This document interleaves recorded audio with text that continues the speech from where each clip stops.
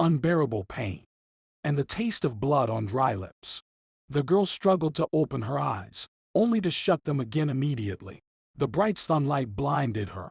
Her head throbbed, and within a few seconds, she lost consciousness again. The girl woke up when it was dark around her. Feeling the dampness, she realized that the grass beneath her was covered in dew. After a few attempts to move her arms, she realized she couldn't get up. Every movement was met with excruciating pain, making her want to scream.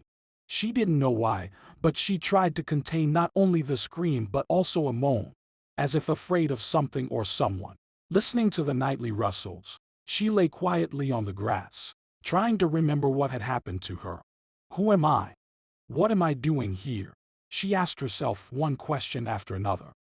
How did I end up in this place? Maybe I was in an accident, but, in that case, I could have been found by now. And judging by the sounds surrounding me, there's no road nearby. So what really happened? Finding no answers to any of her questions, the girl sighed heavily and tried to move again. This time, she managed to shift her arm slightly and turn her head to the right. But she couldn't make out anything. Just the sky. The vast starry sky above her injured body. Closing her eyes in helplessness, she let out a soft groan and lost consciousness once more. Listen, Grandpa. I think we're wandering around here for no reason. There are no healing herbs you need in these parts, Elon said in a sleepy voice. As far as I remember, you used to find what you needed in other ravines. Don't be hasty, grandson. Last year, I found the most healing herb right here. So, just walk quietly and watch every move I make. Maybe I'll teach you a thing or two about this craft. Grandpa Frank led his grandson, scrutinizing the herbs closely. I told you, you should wear rubber boots. The grass is wet with dew this morning. It's very damp around. You soaked your sneakers completely. Oh, you city folks, never listen to the advice of the elderly. Elon didn't argue with the old man. He loved his grandfather and visited him every summer. This year, as soon as he could, he came to Riverport Village to help the old man with household chores and take a break from the city hustle. Grandpa Frank was a well-known herbalist in the village. Many of his neighbors sought treatment only from him, dismissing city doctors as they called them. The nearest hospital was not close, 20 kilometers away. The bus to Riverport Village hadn't run there for a long time. It dropped all passengers off in the neighboring village of Twin Lake, 3 kilometers from Riverport Village. Locals had long gotten used to such inconveniences. No one knew where Frank got his talent for gathering healing herbs. He never told anyone about it. Only to his grandson did he once mention that he had had this gift since birth. He knew exactly which root and herb to collect in the forest, dry, and use for healing. Healing herbs need to be collected early in the morning. That makes them even more potent, the old man said, noticing his grandson yawning and looking around. Of course, you young folks want to sleep until noon, but it's worth enduring for something like this. I'm not young anymore. I turned 70 last year. Without you, Elon, I'd be like a fish out of water, or rather, like a bird without wings. Grandpa, you'll still be more agile than me, the young man tried to argue with the old man. You skillfully navigated through that thicket back there. Well, what can I say? Frank smiled. Thank God, my legs are holding up so far. But you never know. It's somehow calmer for me with such a strong and young grandson nearby. Come on, hold the basket. Look, here's our herb. Gather it carefully. Don't confuse it with others. Pick it gently and don't pull out the roots. Nature likes care. We'll collect here, and then we'll go to that ravine over there. Our herb should be growing there too. Elon patiently and carefully began gathering medicinal herbs. After half an hour, they headed further towards the ravine above the high cliff. The places here were wild and impassable. Hardly anyone, except for Frank, dared to venture into these thickets. Arriving at the ravine, Elon immediately noticed the needed plants and started collecting them in the basket. Grandpa, too, with special reverence, picked each blade of grass. Sometimes it seemed to the young man that Frank was talking to every uprooted plant. He would pluck a blade of grass, whisper something over it, lovingly smile, and tuck it into the basket. After an hour, the large woven basket was filled. Well, now it's time to head back home. We've covered quite a distance today, but it's okay. We'll return now, and Mrs. Shroot will bring us fresh milk. And I've already prepared the potatoes, Frank said. Hearing his grandfather's words, Elon realized he was hungry. With a sigh of relief, the young man eagerly prepared to head back, but unexpectedly heard an unfamiliar sound, akin to a moan. What's that? Some kind of animal making those sounds, he wondered, listening carefully. After a minute, the moan repeated. This time, Elon distinctly understood that it was a human moaning. No animal could produce such sounds. Grandpa, do you hear someone moaning? He asked. Frank, whose hearing wasn't as sharp as his grandson's, only paid attention to the moans after Elon mentioned them. Yes, someone is moaning. But how can this be explained? It's impossible. As long as I've lived and roamed these parts, I've never heard anything like this. Even wild animals rarely come here, let alone people, the old man said, raising his eyebrows in surprise. Elon didn't hesitate for long. Identifying the direction of the moans, he confidently headed towards an old willow tree. The closer he got to the tree, the more evident it became that someone needed his help. Frank, doing his best, tried to keep up with his grandson. Soon, they reached the willow and saw a girl beneath it. The girl's face, neck, arms, and her white t-shirt were stained with blood. The girl's eyes were closed. Most likely, she was unconscious, yet still feeling intense pain. Who is she? How did this girl end up here? Elon asked, kneeling down and carefully examining his unexpected discovery. Frank looked around and scratched his head. Looks like they tossed this poor soul off this cliff, he speculated.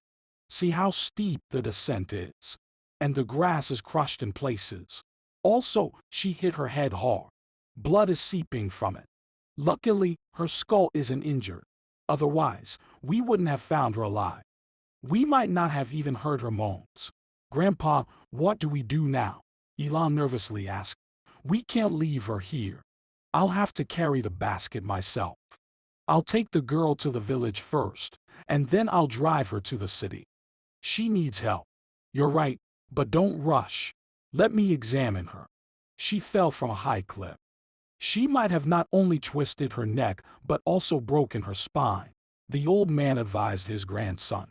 Elon didn't know how his grandfather managed it, but Frank could always make an accurate diagnosis. He'd wave his hands over a person and immediately determine what ailment they had, what was wrong with them. And now, Frank began to examine the girl, moving his hands, lost in thought. No, the spine is intact, he finally said. Elon, lift her gently.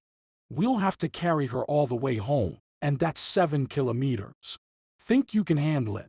Elon didn't even want to consider the possibility that he might not have the strength to carry the injured girl all the way home. He gently lifted the girl from the grass, feeling that she was very light. The journey to the village took much longer than anticipated. It was already 10 in the morning when the men saw their home. Frank lived on the outskirts, and as a precaution, he decided to approach the house from the garden side.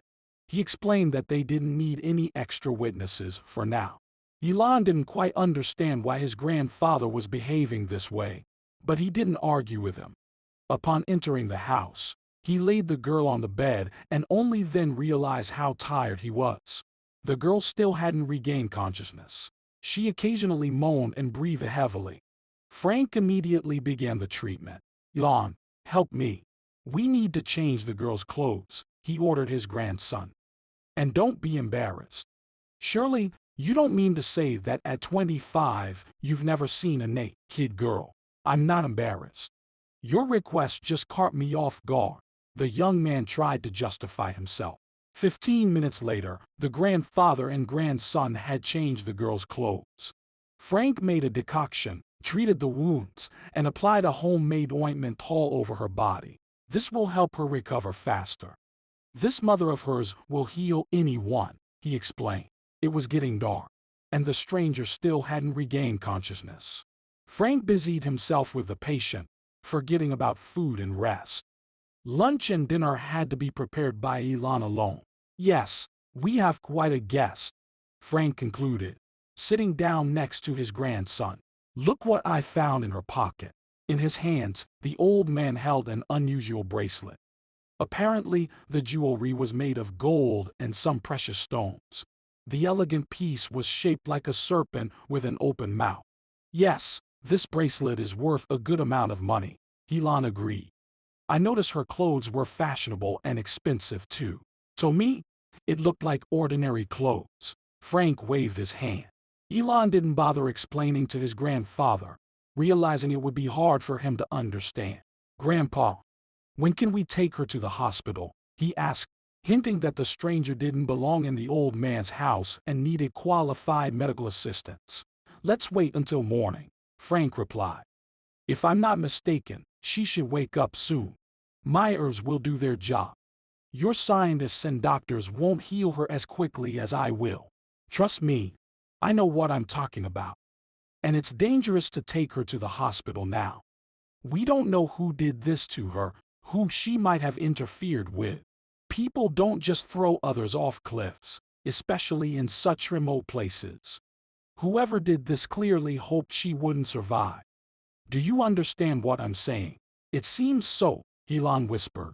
You're right, Grandpa. We need to wait. Once she wakes up, she can tell us what happened. Let's go to bed. I forgot to tell you, Mrs. Shrew brought milk. It's good she didn't enter the house. She would have noticed our guest right away. That's good, Frank nodded. No one should know about her for now. The night passed peacefully. Frank went to sleep on the couch, as his bed was occupied that night. Elon, as usual, went to his own room. It was already 10 in the morning when the young man woke up and stretched with pleasure. The sun had warmed the earth with its rays, promising a hot day. Feels good, Elon thought, but then remembered his discovery from yesterday and quickly jumped out of bed. The house was quiet. Only the old cuckoo clock ticked on the wall. The stranger lay motionless on the bed, and Grandpa bustled around her. Apparently, he had just prepared a new batch of ointment and was about to apply compresses to the patient. Grandpa, the young man whispered, approaching the old man. How is she doing? So far, no changes, Frank replied. At least she let us sleep at night. Apparently, my herbs are starting to work. But why hasn't she regained consciousness? Elon couldn't wait to find out. You're too impatient. The old man glanced at his grandson. It's nature's way. We don't know how she'll feel when she wakes up. Let everything go its course. The time will come. She'll wake up. But for now, don't disturb her. Go, take care of household chores. Bring water from the well. Elon listened attentively to everything Frank said and tried to understand the deeper meaning of his words. Externally, he was an ordinary guy, handsome, open, hard-working, but what his grandfather taught him set him apart from all his friends. Frank had a significant influence on Elon's upbringing. With his grandfather, Elon grew up responsible, ambitious, and kind. Of course, much of this was also thanks to the young man's parents, who invested a lot of effort not only in his upbringing but also in his education. Right after obtaining his degree in economics, Elon opened his own business, with the assistance of his father. Currently, Elon Newman owned a construction company specializing in building cottages. However, Elon had no plans to stop there, hoping to venture into the construction of multi-story residential buildings in the near future. To take a break from work and city life, the young man found solace in Riverport Village, where he could always escape the hustle and bustle of urban noise. So, whenever he had some free time, Elon would visit his grandfather, help with household chores, listen to his stories, and go fishing. In Riverport Village, Elon had friends Ryan Halper and Annie Beasley. They had been friends since childhood. The village boys eagerly anticipated their arrival of their city friend. It seemed to them that with his presence, their lives miraculously began to change. becoming more interesting and diverse. After finishing school, Ryan and Andy chose not to leave the village. After earning their college diplomas, they stayed in their hometown of Riverport Village and started a joint farming business that brought in a decent income. At the age of 23, Ryan got married and became a father to a charming daughter within a year. Andy, on the other hand, wasn't in a rush to start a family, considering it too early for him.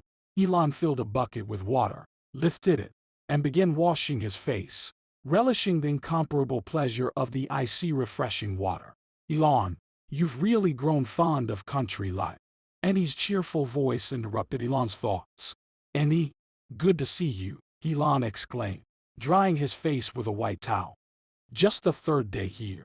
Couldn't make it to you right away. Yesterday, Grandpa and I wandered through the woods, collecting herbs. Came back after our trip completely exhausted. Could hardly move my legs. I can imagine. Andy smiled. Frank can heal anyone with his herbs. The friends shook hands and embraced. I was actually planning to visit your farm today, Elon said, looking joyfully at his friend. I wanted to catch up, see how you're doing. It's been half a year since I was in Riverport Village. Well, not much new here, Andy shrugged. Living quietly and modestly. Unlike you, I see you've got a new car. The men glanced towards Elon's large silver SUV. Yeah, a few months ago, I decided to buy a car like that. Can't do without it, Elon explained. Sometimes I have to drive through places where a regular car won't make it. And my Jeep is comfortable. I understand, buddy. Andy patted Elon on the shoulder. All right, it's time for me to go to work. Need to check the fields and stop by the farm. Ryan took his daughter to the hospital in the city. Have to work for both of us. Until we meet again. Say hi to Ryan when you see him. We need to get together sometime. Have a chat. Elon shook his friend's hand. And he hugged Elon once more, got into his truck, and drove towards the fields. Grandpa remained seated next to the sick girl and called Elon over. See, as I said, our guest woke up right on cue, Grandpa whispered, smiling. Elon looked at the girl and understood what Grandpa meant. The stranger lay on the bed with open eyes, silently gazing at her saviors. Girl, if you can hear and see us, blink twice, Frank addressed her. The girl complied with the old man's request. That's wonderful, Frank exclaimed.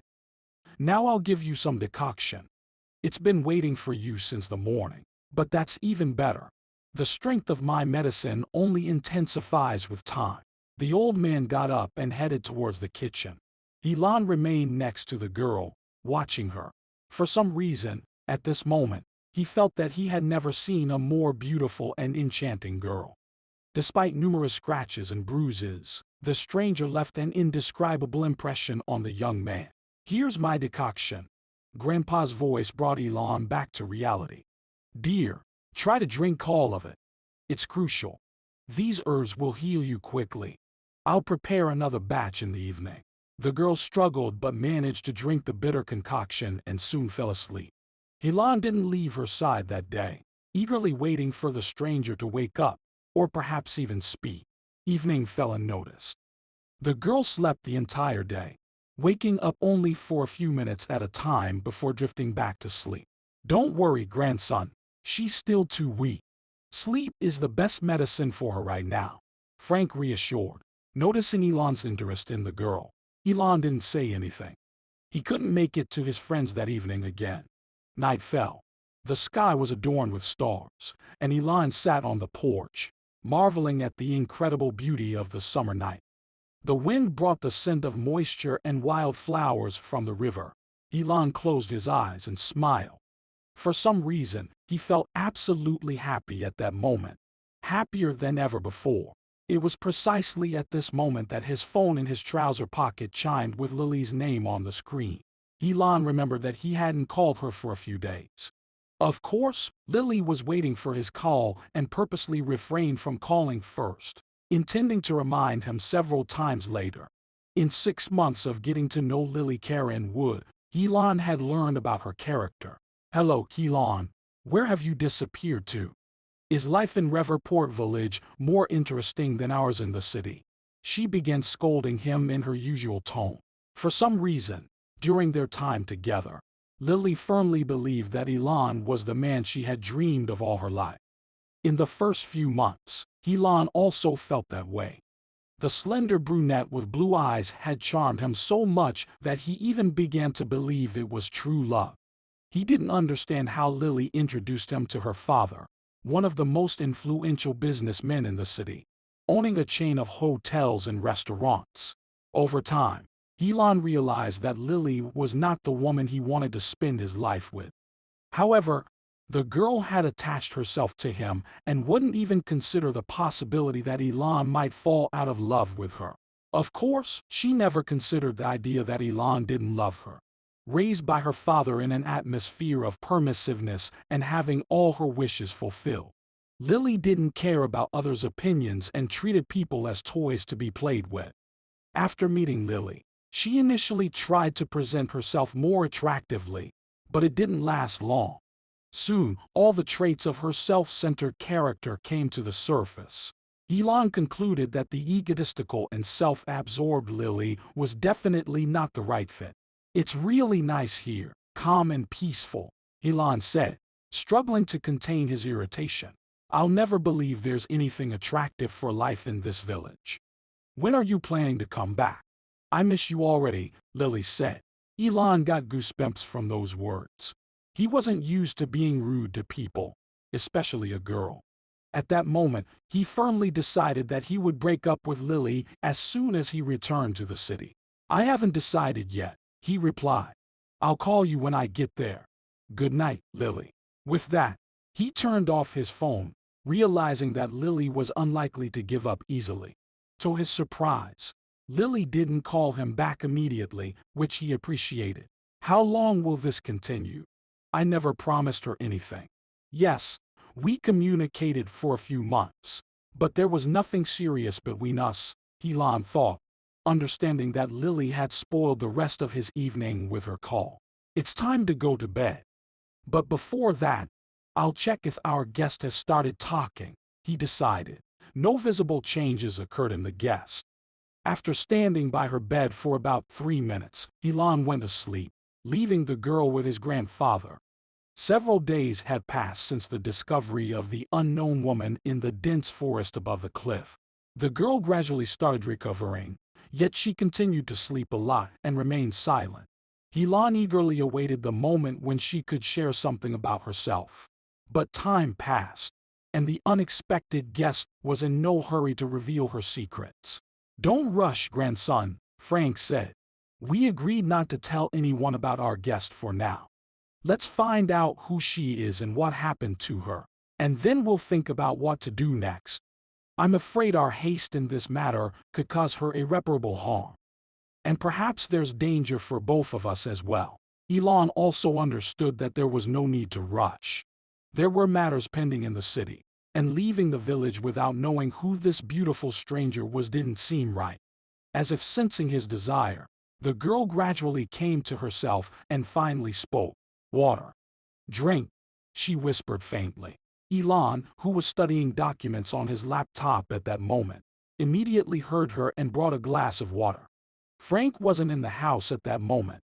The young man helped the stranger raise her head from the pillow, and she took a few sips. Breathing heavily, she looked at Elon with a questioning gaze. "Who are you? What happened to me? Why does everything hurt?" she asked with difficulty, enunciating each word. "Don't worry. You are completely safe here," Elon began to reassure his guest. "This is my grandfather Frank Newman's house. He is an herbalist, skilled at healing people. He will heal you too, don't doubt it. And I am his grandson, Elon. And what's your name?" The girl didn't immediately answer the question. She looked at the ceiling for a few minutes, as if trying to remember something. "What's my name?" she asked again. "I don't know who I am. And what's my name? I don't remember anything." The girl moved and groaned again in pain. At that moment, Frank entered the room. He immediately understood what was happening and offered the girl a soothing infusion. "Drink, I say." Now is not the time for hysterics. Calm down, girl. Trust me. No danger awaits you, the old man reassured his guest. The girl looked at him. Apparently, she liked the old man. She understood that she could trust him. When the stranger fell silent, Frank continued the conversation. Here's the thing, girl. We found you all bruised and scratched in a ravine below a high cliff. I've lived many years, but I've never seen anything like it. It seems someone threw you off the cliff. The fact that you're alive now is nothing short of a miracle, Frank explained. Someone threw me off a cliff. It can't be, although. The girl fell silent and winced in pain. God, I don't remember anything. There's emptiness in my head. I never thought you could feel so miserable. Who am I? How long will it take for my memory to return? Frank looked questioningly at his grandson, as if hoping for some support. Elon silently shook his head and shrugged. It was clear that he couldn't help. Try to calm down and get some more rest. Now I'll give you another infusion, and tomorrow we'll decide what to do next. First, you need to gather some strength, recover, and then your memory will gradually come back, Frank said. The old man stroked the girl's head and went to the kitchen. Elon took the stranger's hand and looked into her eyes, filled with despair, worry, and sadness. Don't worry. Everything will work out. Just listen to Frank. He will heal you quickly. He tried to reassure the girl. Elon understood the feelings of the stranger very well. Waking up in an unfamiliar place with completely unknown people, not understanding who you are and what happened to you, was not the most pleasant situation. When Frank gave the sick girl a few spoonfuls of the infusion, the house became quieter and she fell asleep. The old man and his grandson sat silently beside her, lost in thought. Did you like her? Unexpectedly asked Frank, turning his head towards Elon. Where did you get that, Grandpa? The young man tried to resist, but he was unsuccessful. He knew he had fallen in love, deeply and unlike ever before. This mysterious stranger had occupied all his thoughts in the past few days, and he didn't know how to break free from them. Oh, come on, it's all clear, Frank sighed. I don't know what advice to give you on this matter. Time will tell. Meanwhile, let's go to bed. It's already late. It's time to sleep. Tomorrow we have to get up early. I have a feeling our guest will wake us up early. And it happened as predicted. It was 5 in the morning, and the girl had already opened her eyes and stirred on the bed. Frank, hearing her groan, rushed to her immediately. Well, girl, where does it hurt? How can I help you? He asked one question after another. Meanwhile, Elon also appeared in the house. He had difficulty falling asleep, and he slept very lightly all night. Hearing the creak of the floor, he immediately understood that the night had passed, and the guest had woken up, as Grandpa warned. No, nothing hurts, it seems, just dizzy, the girl answered softly. And I'm scared, very scared. What are you afraid of? Maybe you remembered something, Elon asked. Tell us, don't be afraid. We won't hurt you. No, I haven't remembered anything. I'm trying to remember, but it's not working, the stranger replied. Maybe that's why I'm so scared. I don't know what I'm afraid of. Anything is possible, Frank replied and went to the kitchen. Elon followed him. Grandpa, what's wrong with her? Why is she so scared? He asked him. She'll understand what or who she's afraid of when she remembers everything. Right now, neither you nor I can find an answer to that question, Frank explained to his grandson. I'll make a list. You'll go to the store for groceries, and maybe it wouldn't hurt to go to the city. Perhaps you'll notice an advertisement somewhere, with a photo of our stranger. Maybe someone is looking for her. Grandpa, not many people search for others like that anymore. More often, people see such ads on the internet. Although, you're probably right. We need to check all possible scenarios, Elon pondered. I'll go for groceries and to the city. In any case, I need to check the office. Things aren't progressing well without me there. At 9 in the morning, Elon hopped into his SUV and headed to the city. After buying everything he needed, he returned home and immediately noticed that the girl had calmed down. At least, she was calmly talking about something to the old man, who was listening attentively. "Looks like our stranger is getting better," he asked from the doorway, indicating his return. "She's no longer a stranger. Her name is Martha," the old man replied. "What? So, you remembered who you are?" Elon exclaimed joyfully. "No, we just decided that it's not very pleasant to remain nameless. So, for now, we settled on this name," explained Frank. "I just somehow liked this name." Martha smiled and modestly glanced at the young man. Elon noticed that today there was a blush on her cheeks. "Good name," he agreed. "Martha, you're doing great. Just a bit more, and you'll be on your feet." And she's already tried to stand up. "By the way, it went pretty well," the old man joyfully informed. "For now, everything is progressing slowly, but not bad considering the number of bruises Martha got from the fall. It's a miracle. It's not a miracle. It's all your herbs," Frank corrected the girl. "You're a real wizard. After your infusions, I feel almost healthy." "Don't rush, dear," the old man warned her. "It just seems that way to you. Full recovery is still far away, and we don't know when your memory will return." "Yes," sighed the guest, "but I'll listen to you, and I'll recover completely soon." The old man didn't say anything, just smiled in response. Many household chores had piled up, and the dried herbs needed to be sorted into bags. Frank didn't let anyone near his herbs. He always did everything himself. "What's your name?" Martha asked as soon as they were alone in the room. "Maybe you already said it, but I don't remember, sorry." "Elon. I'm Frank's grandson," he replied. "By the way, judging by everything, you're not a poor girl. Look what we found in your pocket." Elon took a bracelet from the shelf and showed it to the girl. Martha held it in her hands for a long time and shook her head. "No, I don't remember anything." "And was there anything else with me?" she asked. "No, just a t-shirt, jeans, and sneakers. By the way, in the city, there are only a few stores, and I know the company to which they belong. I bought a few things there for myself. So I thought you're probably from an affluent family. If so, my relatives should be looking for me already." "Do you think we should go to the police?" the girl asked, looking at Elon questioningly. Her gaze made the young man uncomfortable. Martha's big blue eyes were simply magical. "I don't know. Grandpa and I were thinking about what to do with you, but we concluded that we shouldn't rush for now. It's still unknown why you ended up in the forest and who threw you off the cliff. Whoever did that was certainly hoping that you wouldn't survive, you understand.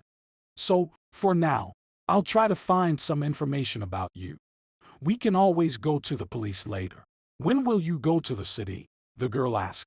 "I'll go right now," Elon replied. "You recover, gain strength, and I'll try to find out something. I haven't found anything on the internet yet, but I continue to monitor social networks and various websites. It's still empty there. Don't worry. You're completely safe here. Perhaps the trip will take a few days, but I'll always be in touch. Grandpa has a phone. Here it is. Button, small, but make sure he doesn't forget to answer my calls. He has a habit of ignoring the phone." Elon packed everything he needed for the trip, gave his grandpa a tight hug, and affectionately looked at Martha. The girl stayed in the rural house under Frank's care for a few days. Elon arrived in the city in the evening. There were few cars on the road, and the rush hour had long passed, making the drive through the wide city streets enjoyable. He gripped the steering wheel, contemplating plans for the next day, with Martha's lovely smile and eyes constantly in his mind.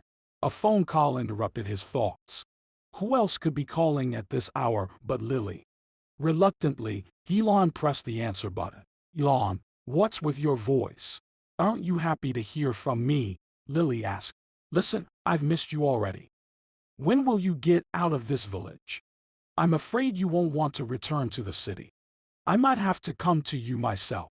"No, don't bother. I'm already in the city," Elon replied. "But meeting you is unlikely. There's a lot of work at the office. I probably won't sort things out for a few days." "Don't lie to me about work. Dad is waiting for you tomorrow at his restaurant in Lane Square downtown. He has a fantastic business proposal for you. And don't even think about saying you won't come. My father is an important person in the city. Everyone dreams of dealing with him. So don't miss your chance, she said over the phone. But it's unlikely I can make it, Elon began to respond. But hearing a series of short beeps on the other end, he realized it was futile. Tired and annoyed with Lily, Elon found a spot in the parking lot near his home, opened the entrance door, and went up to the required floor. At that moment, his small apartment seemed like a true refuge. After taking a shower and having a cup of coffee, Elon lay on the couch, turned on the TV, and tried to distract himself from all his contemplations. But it didn't work. Elon felt uneasy about the upcoming meeting with Robert Karen Wood. On one hand, it could be an excellent opportunity for business advancement. On the other, Elon knew that Karen Wood was interested in him solely as a potential suitor for his only daughter, something he was not eager to pursue. Moreover, Karen Wood had the power to crush Elon's business effortlessly, being a businessman of such high stature. The alarm went off exactly at 6 in the morning. Quickly getting ready, Elon headed to work. The journey to the office took just over half an hour, so he arrived early. By 9 a.m., he had managed to complete a significant portion of his planned work. After a brief meeting with his staff, Elon, accompanied by his deputy Zach Arrow, visited construction sites and negotiated with potential clients, freeing up his schedule by 2 in the afternoon. Persistent messages from Lily didn't let him forget about the upcoming meeting with Karen Wood. Robert awaited him at the restaurant at 4 p.m. Despite everything, Elon decided to attend the meeting, and precisely at 4, he arrived at the restaurant. Elon, so glad to see you, Robert greeted him. Karen Wood tried to convey through his demeanor that he was genuinely pleased to meet Elon. Elon, on the contrary, found it uncomfortable and burdensome to be in his company. Robert Karen Wood was a tall, dignified man. At 55, he looked youthful. Good day, Robert. Elon decided to initiate the conversation. Sit down, Elon. Let's order, chat. Or are you in a hurry somewhere? You should have postponed all your affairs, Robert suggested. Elon understood that he couldn't easily escape Robert, so he reluctantly took a seat. Placing an order, Elon anxiously awaited the moment when Robert would steer the conversation toward business. However, his interlocutor wasn't in a rush. He enthusiastically talked about his recent trip to Bali, mentioning his daughter. According to Robert, Lily was a true gem. Elon, Lily often tells me about you. From what she says, you show promise as a prospective businessman. Robert continued. Oh, come on. Don't exaggerate my merits. Let's talk about business instead. Elon attempted to redirect the conversation. Exactly. That's why I brought up the topic of you. Robert raised his index finger, emphasizing the importance of the discussion. Don't be modest, Elon. I've studied all the information online, and I know very well who I'm dealing with. You've quickly risen, and your construction company is actively growing. Therefore, I propose a lucrative deal for you. Robert fell silent and stared intently at Elon, as if trying to gauge the reaction his words elicited. But Elon sat across from him completely composed, trying to understand what Robert wanted from him.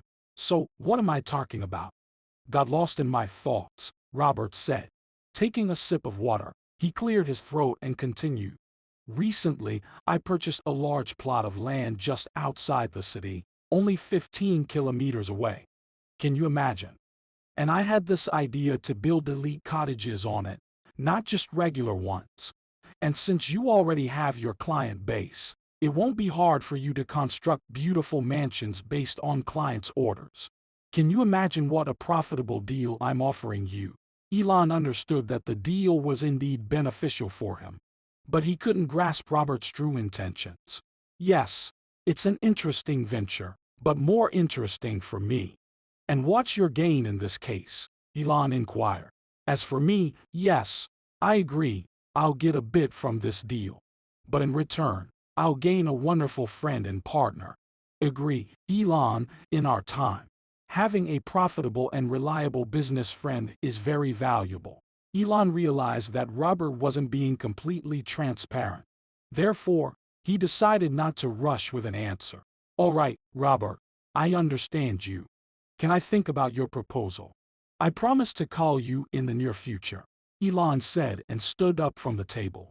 Sorry, I have another meeting today, which I must attend in an hour. Once again, thank you for your trust. The men shook hands and agreed to call each other. Elon couldn't recall how he got out of the restaurant. Only after he sat behind the wheel of his SUV did he notice Lily. She quickly ascended the steps and disappeared behind the door. I thought it might be Lily's doing, Elon thought. Good thing I managed to leave the restaurant in time. The way the girl caused a scandal with her father because Robert couldn't keep Elon, the young man didn't know. Of course, Robert wasn't the kind of person you could control and bend to your will. On the contrary, many knew him as a tough and powerful man. But in front of his daughter, he was always gentle and yielding. After calming Lily with difficulty, he led her out of the hall and drove her home. In the evening, Elon decided to deal with Martha's affairs. There was no information about the missing girl on the internet. Realizing that he couldn't do anything for now, the young man decided to turn to his friend Albert Pond. They met during their university years, and lately they mostly communicated by phone, each busy with their own affairs. Elon delved into business, while Albert opened his own detective agency. If not Albert, who else can help me? Elon thought and dialed his old friend's number. Within seconds, Elon heard his voice. Albert was an optimist and an adventure enthusiast.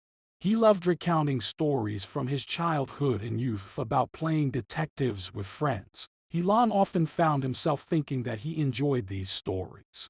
I'm listening, buddy. Long time no see. Albert's voice was, as usual, cheerful and inviting. Albert, I had no doubt you would agree to meet with me. Elon hugged his friend and shook his hand. Sorry for inviting you to a meeting only after some difficulties arose. Endless business keeps me from seeing old friends, Elon apologized. I understand, Elon, Albert agreed. I've wanted to meet up with you for a long time, just couldn't find the time. A detective's work is scheduled almost by the second. That's great. So, it means you're not sitting idle without clients. Happy for you, Elon sincerely rejoiced. Hope you'll find time for me too. Elon took out his phone and showed his friend a photo of Martha. We found this girl with Grandpa Frank a few days ago in a remote forest, Elon explained. I've told you about my grandpa. With the help of his herbs, he managed to revive the stranger. But, what but? Albert impatiently asked. The girl is attractive despite the bruises and scratches on her face. It's clear she's a beauty. The thing is, she has no memory of who she is and what her name is. Frank named her Martha. Maybe that's really her name, Elon continued. That's why I decided to turn to you. Try to find out who this girl is, but be careful. People aren't thrown off cliffs just like that. I agree with you, Albert nodded. Send me a photo of your mystery girl, and I'll try to solve this puzzle as soon as possible. The men sat in the cafe for another hour, sharing life stories. Albert promised to contact Elon as soon as he found out something. The evening passed unnoticed. Business matters forced Elon to stay in the city for a few more days. He really wanted to return to Riverport Village. He called his grandpa several times a day. The old man assured his grandson that everything was fine, and Martha was recovering. Albert called only once, informing Elon that he had started the investigation but hadn't found out anything yet. After completing all his tasks, Elon headed to the village. It was only 6:30 in the morning when Elon carefully approached his grandfather's house. He tried not to make noise to avoid disturbing the inhabitants, but upon opening the door, he realized that everyone had already awakened at such an early hour. Martha sat with her back to him on the bed, combing her long blonde hair. Hearing the creak of the floor, the girl turned around, startled to see a guest in the room. Good morning, Martha, greeted the young man. Are you not asleep yet? I thought you wouldn't wake up for a while. Hello. Martha blushed and pulled the blanket over herself. Elon immediately understood that he had embarrassed the stranger with his sudden appearance. The girl hadn't had time to get dressed, and being in the presence of a young man in just a nightgown was definitely not in her plans. Sorry for not warning about my arrival. Elon began to apologize. I just didn't want to bother you unnecessarily. Get dressed, and I'll wait outside for now. Martha didn't say anything, just smiled faintly. Elon went out into the yard, and the girl, not in a hurry, put on a robe and sighed heavily. The pain in her body still made itself felt, although she felt much better. Frank often reminded her that she was a real fighter and would soon not only walk but also run. Martha could walk now, with great difficulty, but she could take short walks around the house. However, Martha was troubled by the fact that one day followed another, and her memory refused to return. Moreover, Martha constantly felt fear in her soul. She couldn't understand exactly what she was afraid of, but somewhere at the subconscious level, a terrible anxiety settled, disturbing her both day and night. Martha hadn't told Frank about her fears yet, although she understood that he suspected her emotional struggles. Well, I've changed, Martha said, appearing unnoticed on the porch. Frank had reminded her more than once that she needed to eat well. You're so thin that even my old floor don't creak under you, he joked with his guest. But don't worry, you'll recover quickly here. Martha, I'm so glad to see you, Elon sincerely rejoiced. I've only been gone for a few days, and you're already walking. Yes, Frank is a real magician. The girl nodded in agreement. He's gone to the neighbor for fresh goat's milk. Every morning he pours me a whole cup of fresh goat's milk. Probably that's why I'm recovering so quickly. It's quite possible. The young man supported the girl. And have you remembered anything about yourself? No, Martha sighed. I'm trying very hard, but my head is like a blank sheet of paper, and there's this fear, unimaginable fear in my chest.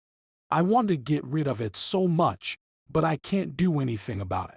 Do you think this fear is somehow connected to what happened to you? Elon asked, looking into the blue eyes of his new acquaintance. I can explain. The girl sighed again. And that makes it even scarier. I feel so helpless. And also, tears appeared in the girl's eyes. To hide her emotions, she turned away from Elon. Only the slight twitching of her fragile shoulders betrayed her state. The young man didn't know how to comfort Martha. Don't worry. Everything will be fine. You wanted to say something, but didn't finish, he reminded her. I'm also afraid that because of me, you and Frank may have problems, Martha confessed. If anything happens to you or Frank because of me, I'll never forgive myself. Martha, please, calm down, Elon tried to reassure the girl. Nothing will happen to us, and no one knows that you are in our house. Trust me, right now.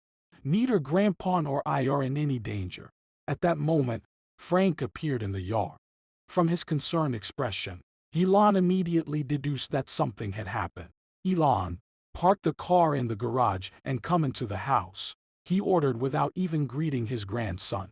And you, Martha, come inside too. We need to discuss something urgently. Elon, without asking unnecessary questions, did as his grandfather requested and entered the house. Here's the thing, my friends. Frank began his story. I was just at Mrs. Schroot's, and I found out that a large SUV drove through the village around 10 p.m. yesterday. The people in it were asking if anyone had seen an unknown girl in her 20s. Who do you think they were looking for? The room fell silent for a moment. Frank, are you suggesting that these people were looking for Martha in the village? Elon asked, noticing how the girl trembled with fear. I think so, Frank confirmed his grandson's guess. Who else could they be looking for? I assumed they returned to the scene of their crime, wanted to find the body, but realizing it wasn't there, understood that someone might have saved the poor girl. To be absolutely sure of this, we need to visit that place, Elon suggested. They couldn't have left no traces there.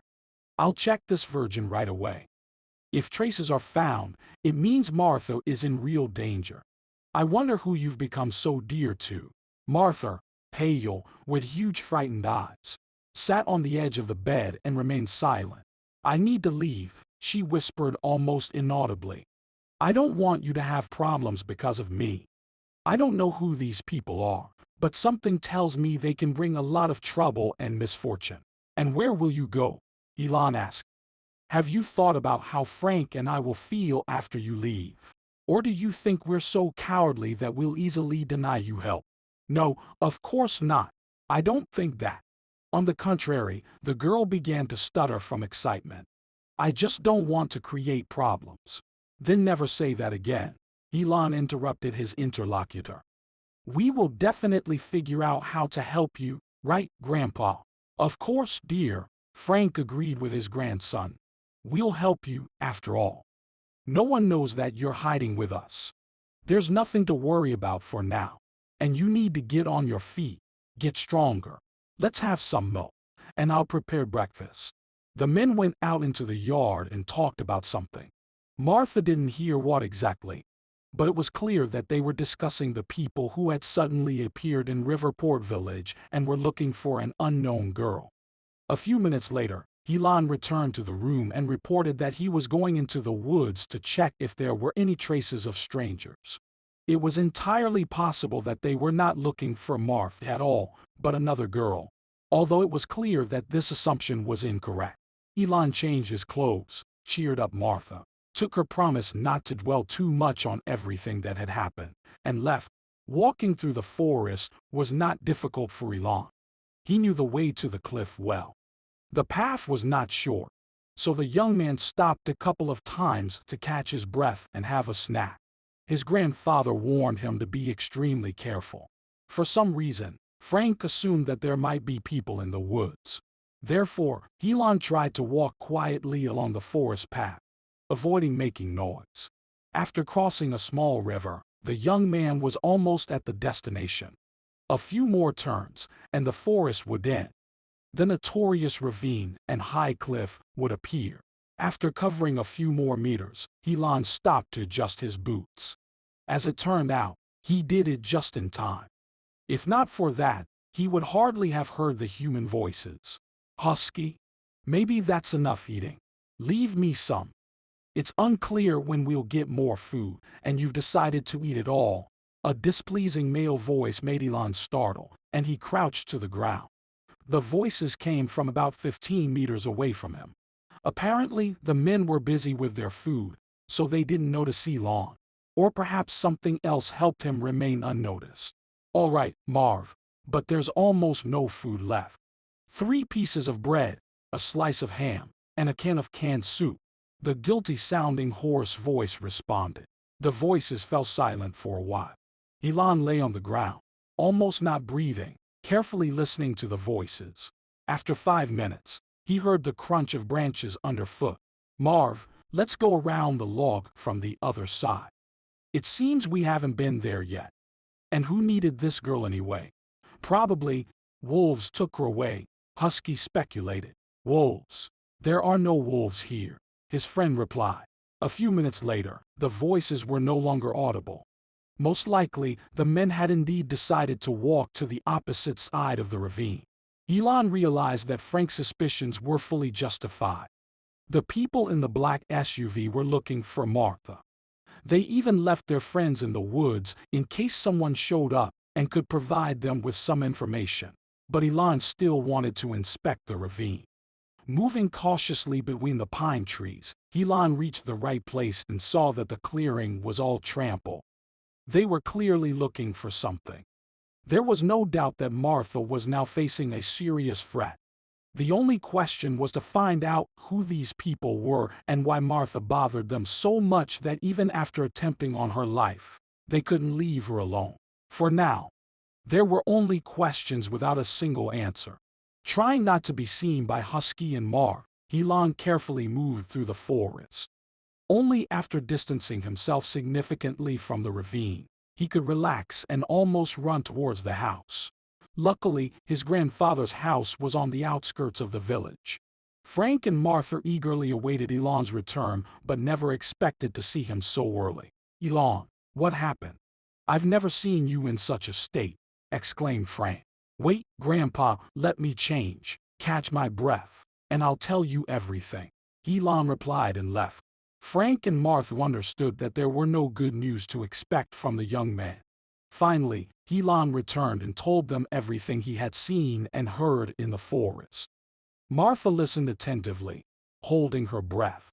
"I knew this wouldn't end so easily." The old man waved his hand. "It's a good thing we didn't send Martha to the hospital. By now, those figs would have found her, and who knows how it would have ended. We need to be extremely careful. Even better, if we move Martha to another place. It's dangerous for her to stay here." "But, Grandpa, no one knows she's with us," Elon tried to object. "And she still needs medical treatment. Martha is still very weak." "Do you think I don't understand all this?" Frank said. "I'm telling you, it's dangerous for her to be here. You of all people should know how quickly rumors and gossip spread in our village. People will remember who frequents the forest, especially me, gathering herbs. I feel these people will get to us. And I can't hide Martha here. Then there's only one option: move Martha to the city. No one would think to look for her in my apartment. Only it will look suspicious. We can't both disappear from the village at the same time." The old man fell silent, deep in thought. Martha hesitated to intervene in the conversation between the men. All this time, she sat silently on the bed, shifting her gaze between Frank and Elon, sighing. "Here's what we'll do," Frank finally spoke. "You and Martha will leave the village for the city after dark. I'll pack the herbs into bags, label them. It won't be difficult to prepare the decoctions following the recipes. At first, Elon, you'll make the decoctions, and later, Martha will manage. If there are any questions, you'll call. Is everything clear?" Elon and Martha listened attentively to Frank, realizing that the old man was right. By evening, everything necessary was collected. At 10 o'clock, Elon helped Martha reach the car, seated her in the back seat, and started the engine. Martha gratefully shook the old man's hand. "Thank you, Frank," she said and wiped away a tear. "If not for you, I don't know what would have happened to me." "Thank you. Don't mention it, my girl. Anyone in my place would have done the same.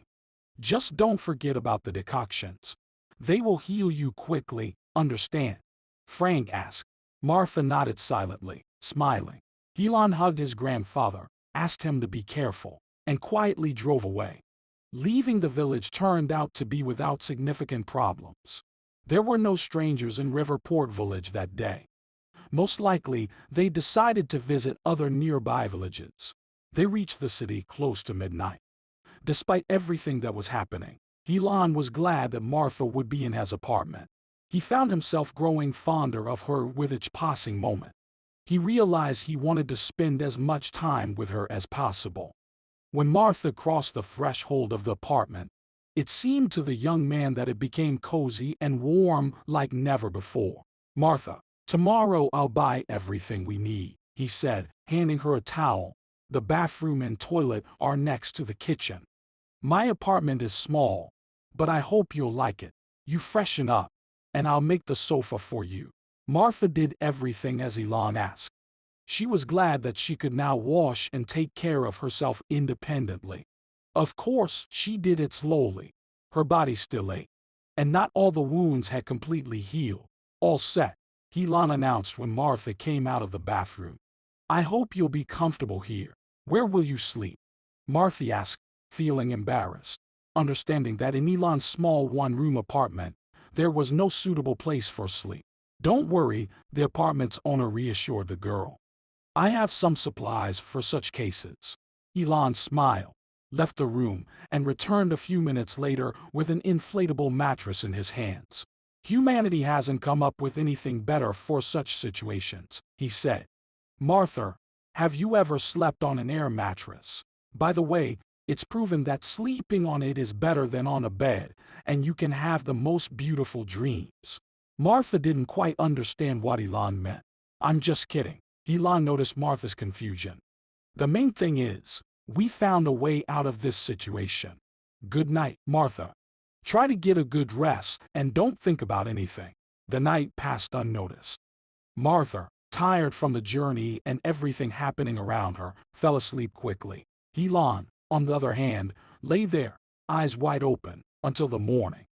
Martha's delicate smile and bottomless eyes were constantly before his eyes. Good morning, Martha, Elon cheerfully greeted his guest, who, as it turned out, had woken up earlier, managed to wash up, and even boiled water in the kettle. Good morning, Martha replied. Would you like some tea? It's so unusual to hear that from you. You're getting better. By the way, did we prepare the decoction for you? Grandpa strictly ordered to drink everything on schedule. Elon reminded, he said. Yes, I remember. I can prepare everything myself. I don't want to be a burden, Martha replied. You're not a burden. I'm very glad you're staying with me. The young man interrupted his interlocutor. Join me, Martha. Elon sat down at the table and poured himself some tea. I'll go to my office. I'll be back in about 3 hours, and we'll figure out what to do next. You still couldn't remember anything? He asked. No, unfortunately. It annoys me so much. I can even remember my name, the girl, getting nervous, said. Do you think I'll be able to remember anything or not? I think everything has its time. It will come, but not right away, Elon replied. And what if you and I take a ride around the city? Maybe you'll remember something by seeing familiar places. Not a bad idea, but I'm afraid I won't be able to today. I can barely move around the room, and I'm very worried about Frank. How is he doing, I wonder, Martha said. I'll call him now, and we'll find out everything. Elon tried to cheer the girl up. Dialing his grandfather's number, the young man didn't get an answer right away. As often happened to him, Frank didn't immediately pick up the phone. Only on the third try did Elon manage to hear his voice. Grandpa, I told you not to keep yourself waiting. Answer the calls right away. We're worried here with Martha, you know, Elon said with an excited voice. Everything is fine. The night went peacefully, Frank reassured his grandson. I went to Mrs. bought some milk, and forgot the phone at home. You're as usual, Elon sighed. Always take it with you. What about the strangers in the village? Haven't they returned? Not yet, but Mrs. Schrute says she met them on the street, and these men have scary faces. Better not to meet them anymore, Frank reported. Well, don't believe Mrs. Schrute's words. She's saying that out of fear. Most likely, people are just people, the grandson tried to reassure the girl. But still, be careful. I got it. I understand everything, Frank replied. How is Martha feeling? Not bad, Elon happily reported. This morning she boiled the kettle herself. Strength is gradually returning. That's good. Take care of yourselves, Frank said finally and hung up the phone. After the conversation with his grandfather, Elon drove to the office. On the way, Albert called, but he couldn't offer any comforting news. Work brought Elon no pleasure. His thoughts were consumed by Martha. He genuinely wanted to help her, but didn't know how. Amidst everything, documents from the Carewood office lay on his desk. Robert Carewood had not abandoned the idea of collaborating with Elon and had prepared all the necessary papers to start working on the country cottage projects. Elon understood that he was doing this solely for the sake of his only daughter. I need to take urgent action, Elon said to himself. Robert has done a lot of work in such a short time. Dialing Robert's number, Elon prepared for a serious conversation, but Robert didn't rush to answer. The prolonged ringing tones heightened the melancholy and anxiety in Elon's heart. After the third unsuccessful attempt, Elon decided not to bother Robert anymore, hoping he would call back when he wasn't so busy. Having finished all his tasks, Elon left his office, got into his car, and was about to pull onto the road when he heard his phone ring. Albert was calling and urgently wanted to meet. Of course, Elon immediately arranged to meet him at a cafe. About an hour later, the men shook hands. Elon, I think I've managed to find out something about your Martha. Albert said. Albert's voice was slightly troubled. What exactly? Elon asked, shaking his friend's hand. Honestly, this uncertainty is starting to get on my nerves, and Martha can't remember anything. Listen, here's what I managed to find out. Albert sighed. I oriented myself on the photos you gave me. So, your Martha worked as the chief accountant for a large advertising agency owned by Ralph Wesley. Ever heard of him? Yes, I think I have, Elon mused. So, while I can say for sure why, Wesley kept Martha's disappearance a secret all this time. By the way, her name is not Martha at all. It's Emma Northday. What's also interesting, Emma, or Martha, disappeared under very strange circumstances. Right after her disappearance, a large sum of money went missing from Wesley's office. Some employees are sure that Emma is not capable of such a crime. Others, on the contrary, consider Emma a criminal and a deceitful scoundrel. What of all this is, the truth remains to be seen. Stolen. Emma. But Elon was so surprised by what he heard.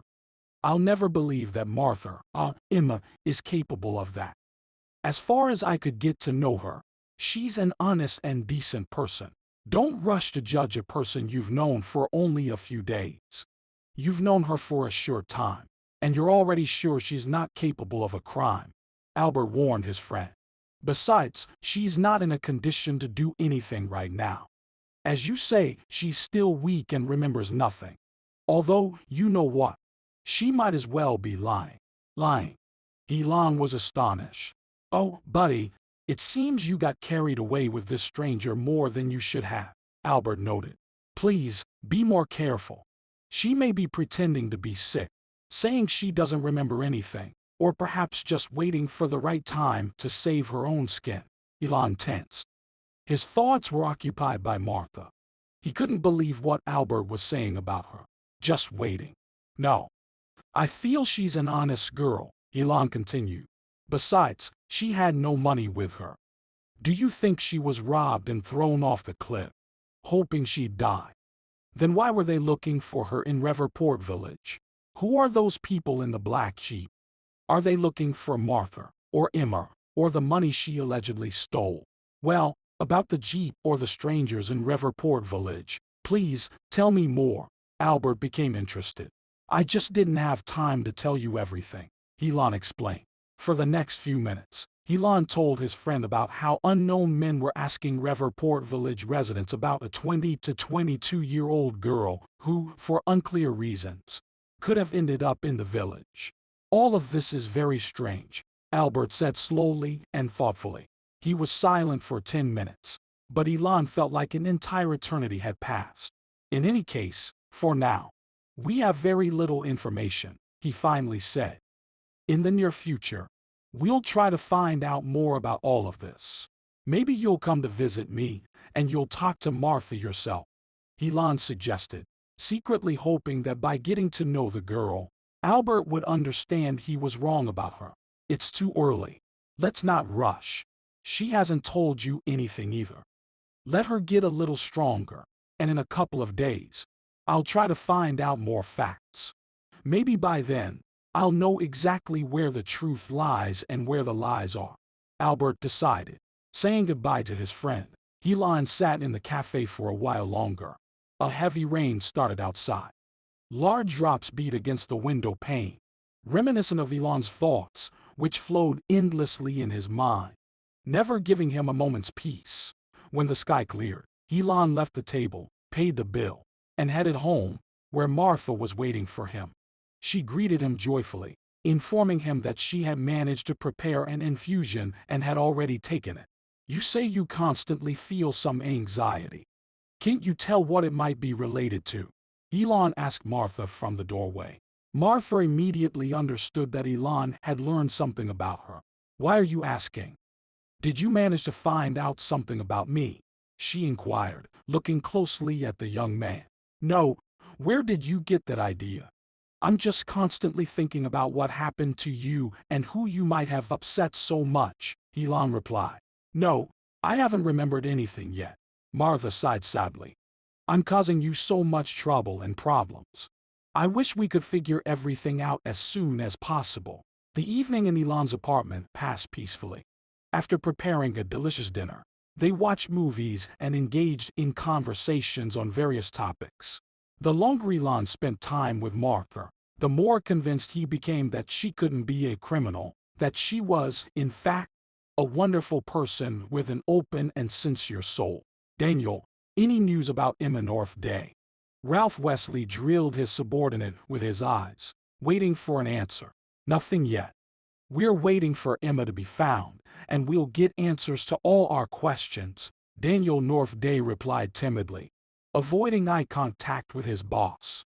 "Danny, you understand that we can't continue like this."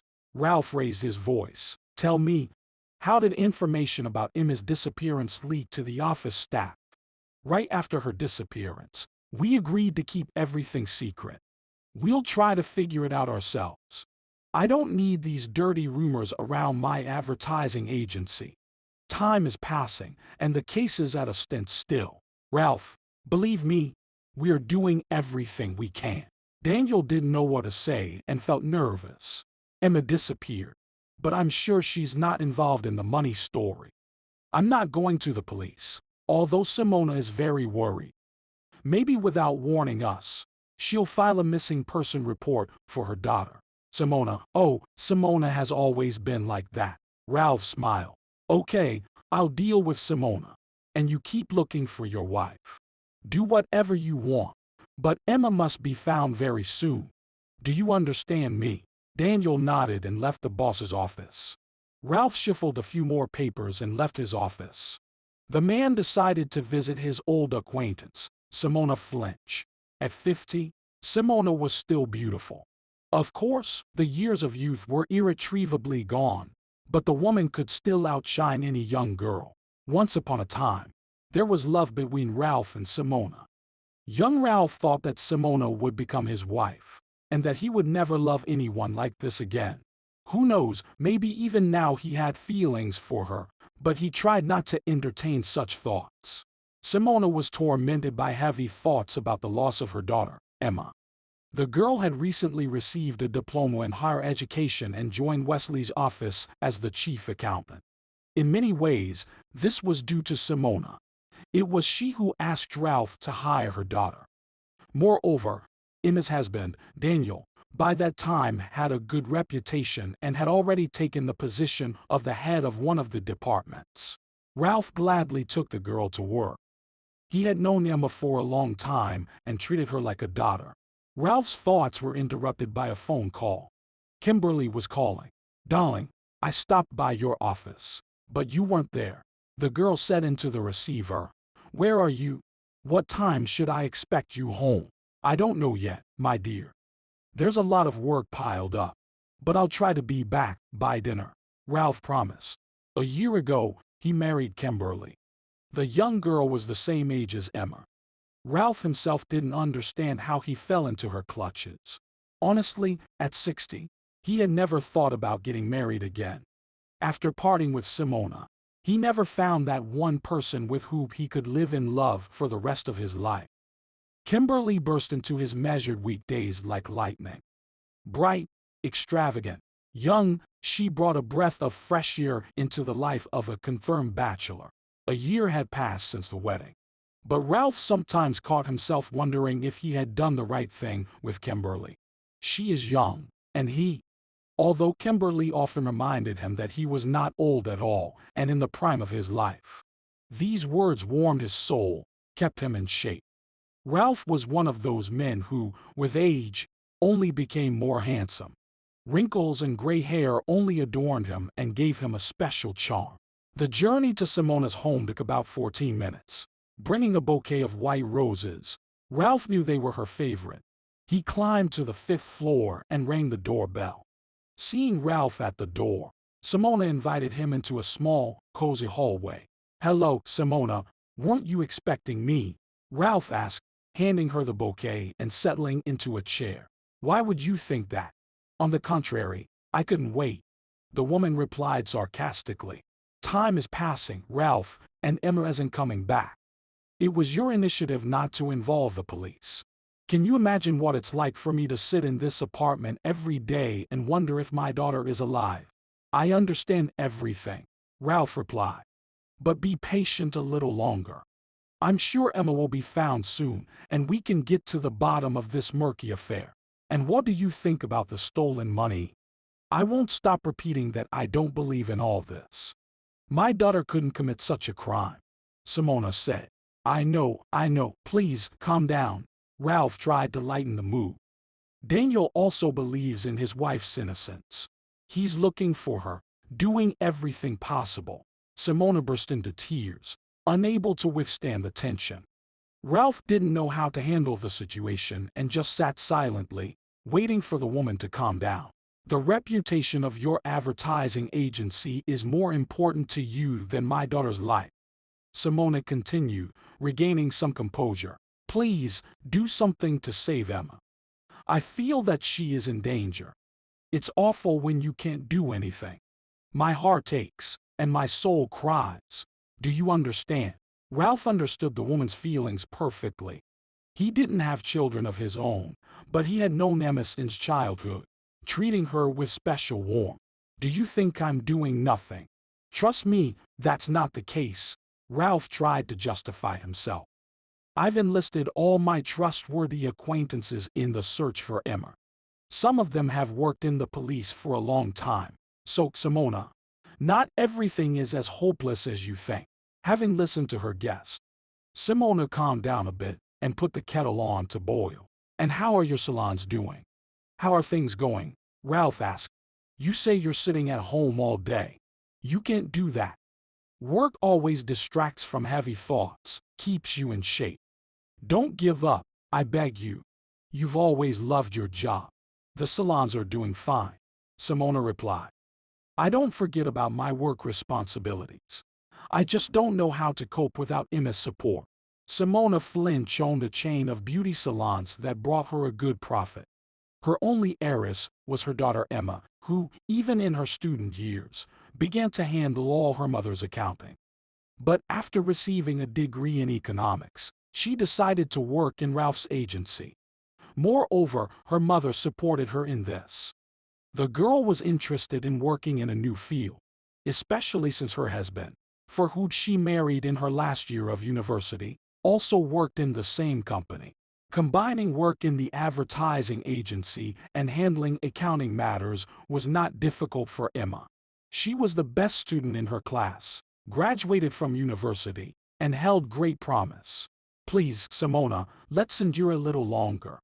I'm sure we'll soon understand the true reasons for Emma's disappearance. Ralph made one last attempt to persuade the woman. Believe me, I care a lot about Emma. But think for yourself. Who could she be bothering? No, I'm sure everything will be fine with her. Simona looked at Ralph once again with her heavy gaze and started pouring tea into cups. Your favorite was savory herbs, she said, and pulled an apple pie out of the oven. Emma's favorite apple pie. I wait for my girl almost every day, baking it with hope that she'll come back.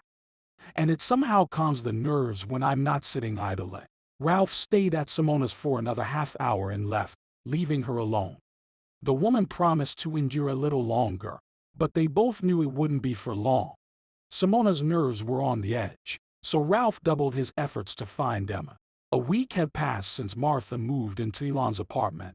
With each passing day, she felt better, her strength returning, and the scratches and wounds healing. She was reluctant, however, to confront her memories. At times, Martha felt that her inability to remember stemmed from a fear of the truth hidden in her past, adding to the unease in her heart. On this particular evening, Elon was delayed somewhere. Martha eagerly awaited his return. She had quickly grown accustomed to the kind and handsome young man. Elon hadn't shared any details with Martha yet, not even a hint about her real name. Before initiating that conversation, he wanted to gather more information from Albert. But days were passing swiftly, and the investigation seemed to be at a standstill. The doorbell rang, startling Martha. She got up from the couch and went to open the door, expecting Elon. However, to her surprise, A stranger stood at the threshold. Judging by her expression, she, too, was taken aback to find Martha in the apartment instead of Elon. "Who are you?" the stranger asked without greeting Martha. "And where is Elon? What the hell is going on?" "Hello. Elon isn't home right now. If you'd like, you can wait for him here," Martha politely offered to her unexpected guest. The girl walked into the apartment, glanced at Martha, and nonchalantly sat on the couch. "And who are you?" she rudely inquired. "Elon didn't mention he had a girlfriend. Tell me now, who are you?" Martha stood in the middle of the room, trying to comprehend the situation. "I apologize if there's been any misunderstanding," Martha began, "but you've got it wrong. I'm just a friend of Elon's. We met recently." "Recently? And you've already moved in with him?" the stranger interrupted. "I won't let this slide." The girl nervously dialed a number, likely trying to reach Elon. However, judging by her reaction, he wasn't rushing to answer. "I don't know what's going on," the stranger shouted, approaching Martha. "Listen, if you don't want trouble, stay away from Elon. He's mine. Got it? Mine. And change your outfit, please. Do you really think you can attract his attention with that old robe? Elon is a fantastic guy, and you're definitely not his type." The girl stared at Martha with a crazed look, as if she might lunge at her unexpected rival at any moment. Perhaps everything would have unfolded that way if Elon hadn't appeared in the apartment at that very moment. "Lily, what are you doing here?" he asked, grabbing the girl by the elbow. "What's wrong with Martha? Calm down right now." "Maybe we should ask what she's doing here," Lily replied. "Elon, it's not very polite of you, don't you think?" "Lily, I never promised you anything. We're just friends, so I'm not going to answer your questions now." Elon calmly tried to reason with the girl. "Please leave the apartment. You'll regret this. Both of you will regret it." The girl snatched her purse from the couch and left. Elon and Martha sat in silence for a while. Each had their own thoughts. Eventually, the apartment owner approached Martha and took her hand. "How long has she been here?" he asked. "Not long, maybe 10 minutes at most," Martha shrugged. "But in that time, she managed to say so many nasty things to me. It seems I've acquired another enemy." "Yeah. It didn't turn out well," Elon pondered. "I warned you to only open the door after 3 short rings. I forgot. It was already late, and you still hadn't returned. So when I heard the ring, I immediately opened it, not doubting for a moment that it was you coming back." "I see," Elon sighed. "I wanted to warn you, but my phone was completely dead. I went out of town with Lily's father. Robert offered me a lucrative deal.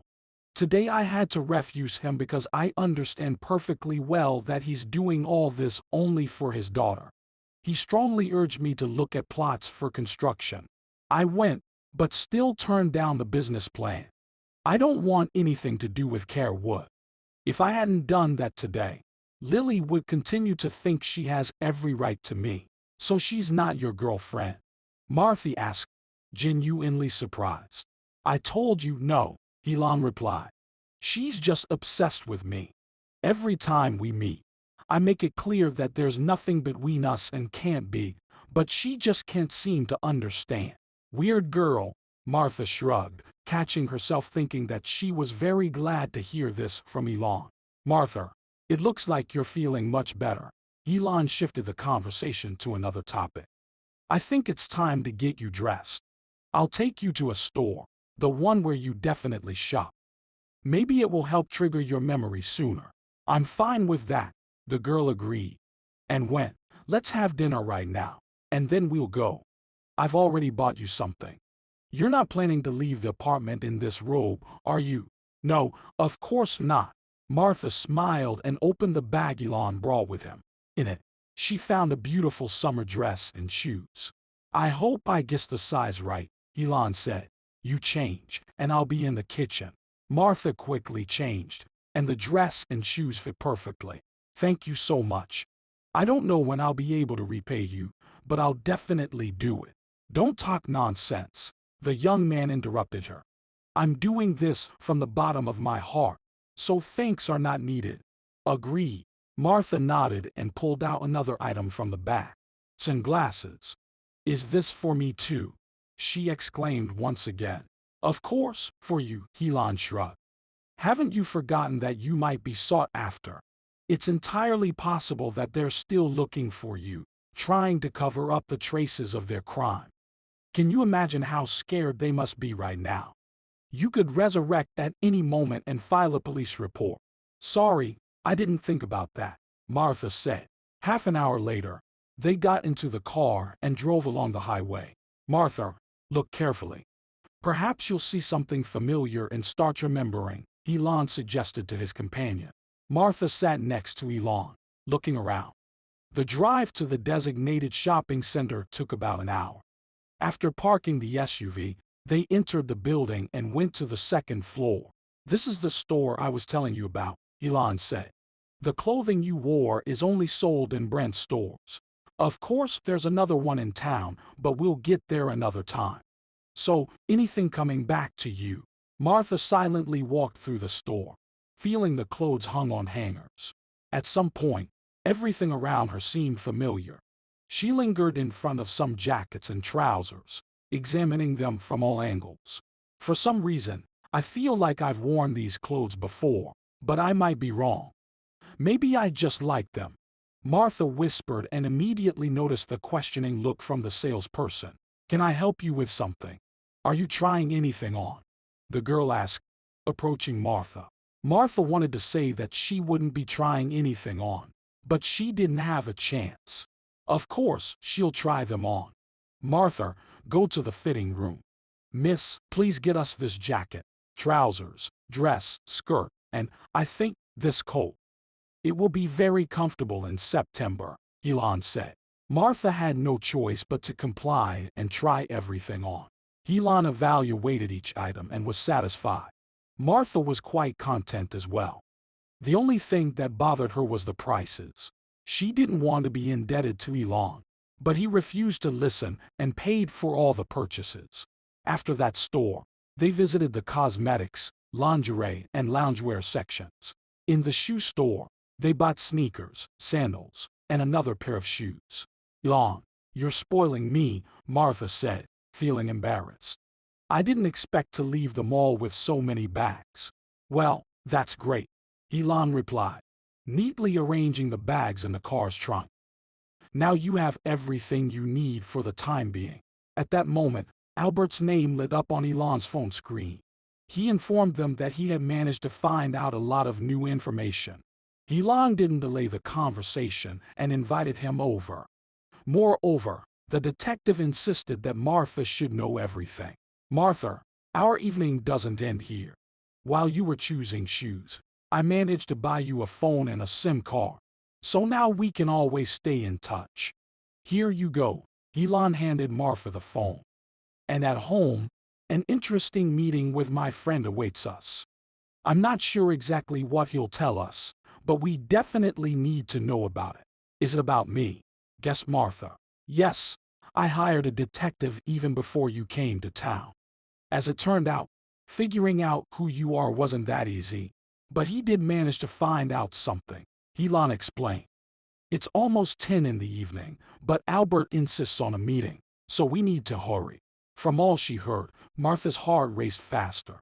She had wanted to know the truth about herself for a long time, and now, knowing that this mystery would soon be revealed, she felt uneasy. When Elon's car parked in front of the house, it was already quite dark outside. Albert was waiting for his friends at the entrance. At last, he sighed, seeing Elon. And here is your lovely stranger. Very nice to meet you. Albert kissed the girl's hand and carefully looked her up and down. From his gaze, it was clear that he approved of his friend's choice. Albert had long suspected that Elon was attracted to the girl. When the whole company took their places at the kitchen table in Elon's apartment, Albert began his story. Martha, couldn't you remember who you are and what your name is? He addressed the girl. Martha didn't say anything, just shook her head. You need to go to the hospital, but only after we're sure you're not in danger, Albert warned. and the detective retold to the girl everything he had conveyed to Elon earlier. Martha listened attentively. The more details she learned, the wider her eyes opened in amazement. So I'm Emma. Then why does the name Martha resonate with me? On top of that, I'm a thief. I need to return to my old life urgently and prove that it's not true. Wait, Martha, I mean Emma. Are you sure you didn't take that money? Albert asked. Emma didn't answer that question. I don't remember. I don't remember anything, she replied. God, how I want to remember everything. You're right. For now, I can't be held accountable, and any crime can be pinned on me. Absolutely right. Albert supported Emma. You shouldn't show yourself to people from your past life yet. Your husband Daniel and the owner of the advertising agency, Ralph Wesley, are particularly dangerous in my opinion. What does my husband have to do with this? Do you think he could be involved in everything that happened to me? Emmy asked in genuine surprise. It's quite possible, Albert mysteriously replied. I've talked to him several times. At first glance, it seems like he's deeply concerned about your disappearance. Even organized the search for you. The most interesting thing is that I still couldn't find out who those people in the black sheep were who were looking for you in Riverport Village. But someone hired them. So, my husband is looking for me, Emma said. Albert took out his phone from his jacket pocket and showed Emma a photo of Daniel Northday. Emma carefully studied the photo. Maybe I've seen this man somewhere, she whispered softly. But now it seems strange to me how I could have married him. After all, you choose a husband out of love. And I have the feeling that he is a completely unfamiliar person to me, someone I could never like. Don't jump to conclusions, Albert corrected her. All of this was in your so-called past life. We still need to figure it out. But considering Daniel is worth it. You know how many cases I had where the main figures were real or former husbands. Men can come up with anything if, for some reason, they want to get rid of their boring wives.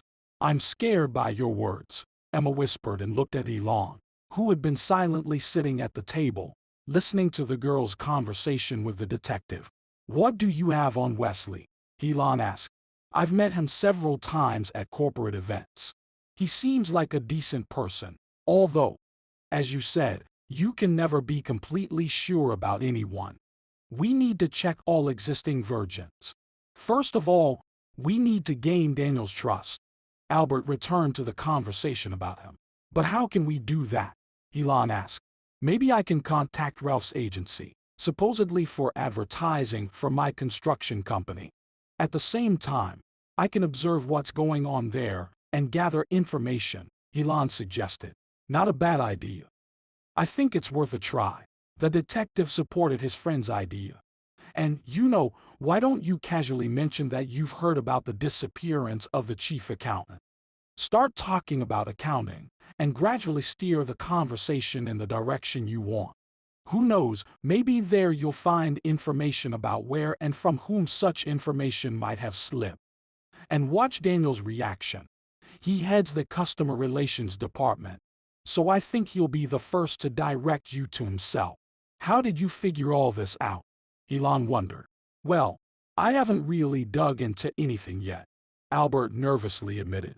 So much time has passed, and I'm still stuck. I couldn't even think that this case would be so complicated. Everything has its time, Elon reassured his friend. Let's have a cup of tea and discuss the plan in detail. Tomorrow is going to be a tough day. The men sat in the kitchen until midnight. All this time, Emma sat with them, paying close attention to everything they were saying. She couldn't believe that all this was happening to her. It was even strange that now Elon and Albert began to call her Emma. Well, Emma, she said to herself. You've really gotten into it, Emma Northday. The next day, Elon headed to Ralph's office. He was greeted by a friendly secretary who inquired about the purpose of his visit, asked him to wait, and disappeared behind the door of one of the offices. Elon noticed a display covered with various diplomas and other awards, testifying to the impeccable reputation of the advertising agency. No wonder it was the best in town. Soon, the girl reappeared in the corridor. But this time she was accompanied by a man in his 30s. Elon immediately understood that it was Emma's husband. Just the day before, he had carefully examined the photos brought by Albert and remembered his appearance well. The slim, tall man in an elegant suit coldly studied Elon with his sly and extremely unpleasant eyes. "Good day," he greeted his client, extending his hand. "Daniel Northday, head of the marketing department. I'll be glad if I can be of service to you." "Hello, Elon Newman, owner of a construction company," he introduced himself. "I would like more people to know about my company. I heard that your advertising agency works wonders." "Well, maybe not wonders, but we can certainly help you," Daniel replied. Elon felt that the man standing in front of him was trying his best to portray himself as a polite and interested agency employee. It made Elon feel uneasy.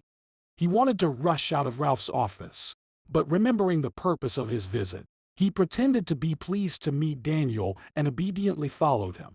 Daniel's office was well equipped. The head of the marketing department offered the client to sit in a comfortable chair, took his place behind the desk, and looked at him attentively. "I'm listening. What exactly would you like to order?" Daniel asked. Elon explained in detail what service he would like to receive.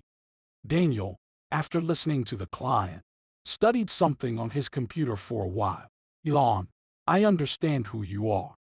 As far as I know, your company is confidently developing now. We would be happy to help you advance in the service market with double the force." The men discussed some details of the upcoming business. Elon didn't know how to start a conversation about the chief accountant. He was very nervous, but tried not to give himself away. When everything was settled, and all that remained was to shake hands, Elon decided to continue the conversation. "Everything you've offered me is very tempting. But, you know, I'm the kind of person who would feel more confident if I could discuss the financial part of the matter with your chief accountant," Elon calmly explained. He immediately noticed a change in Daniel's face. Nevertheless, Daniel managed to quickly regain his composure, put on his mask again, and smile. "All right." Daniel supported his client's idea. "The thing is, in our staff, this position is currently vacant." "Really?" Elon feigned surprise. "I just visited your website the other day, went through all the necessary information, and I distinctly remember that you have a chief accountant." "All that is correct," Daniel nervously said. "It's just that we haven't had time to update the information on the site. Maybe for now, we can resolve the issue without the chief accountant." "Sorry, but that's not in my rules," Elon replied. "Here's my number. Call me when you find a chief accountant. By the way, where did the girl who held this position go? I saw her photo on the site. An attractive, I must say, person. Someone like her is impossible to forget." Elon noticed how tense Daniel became upon hearing this question.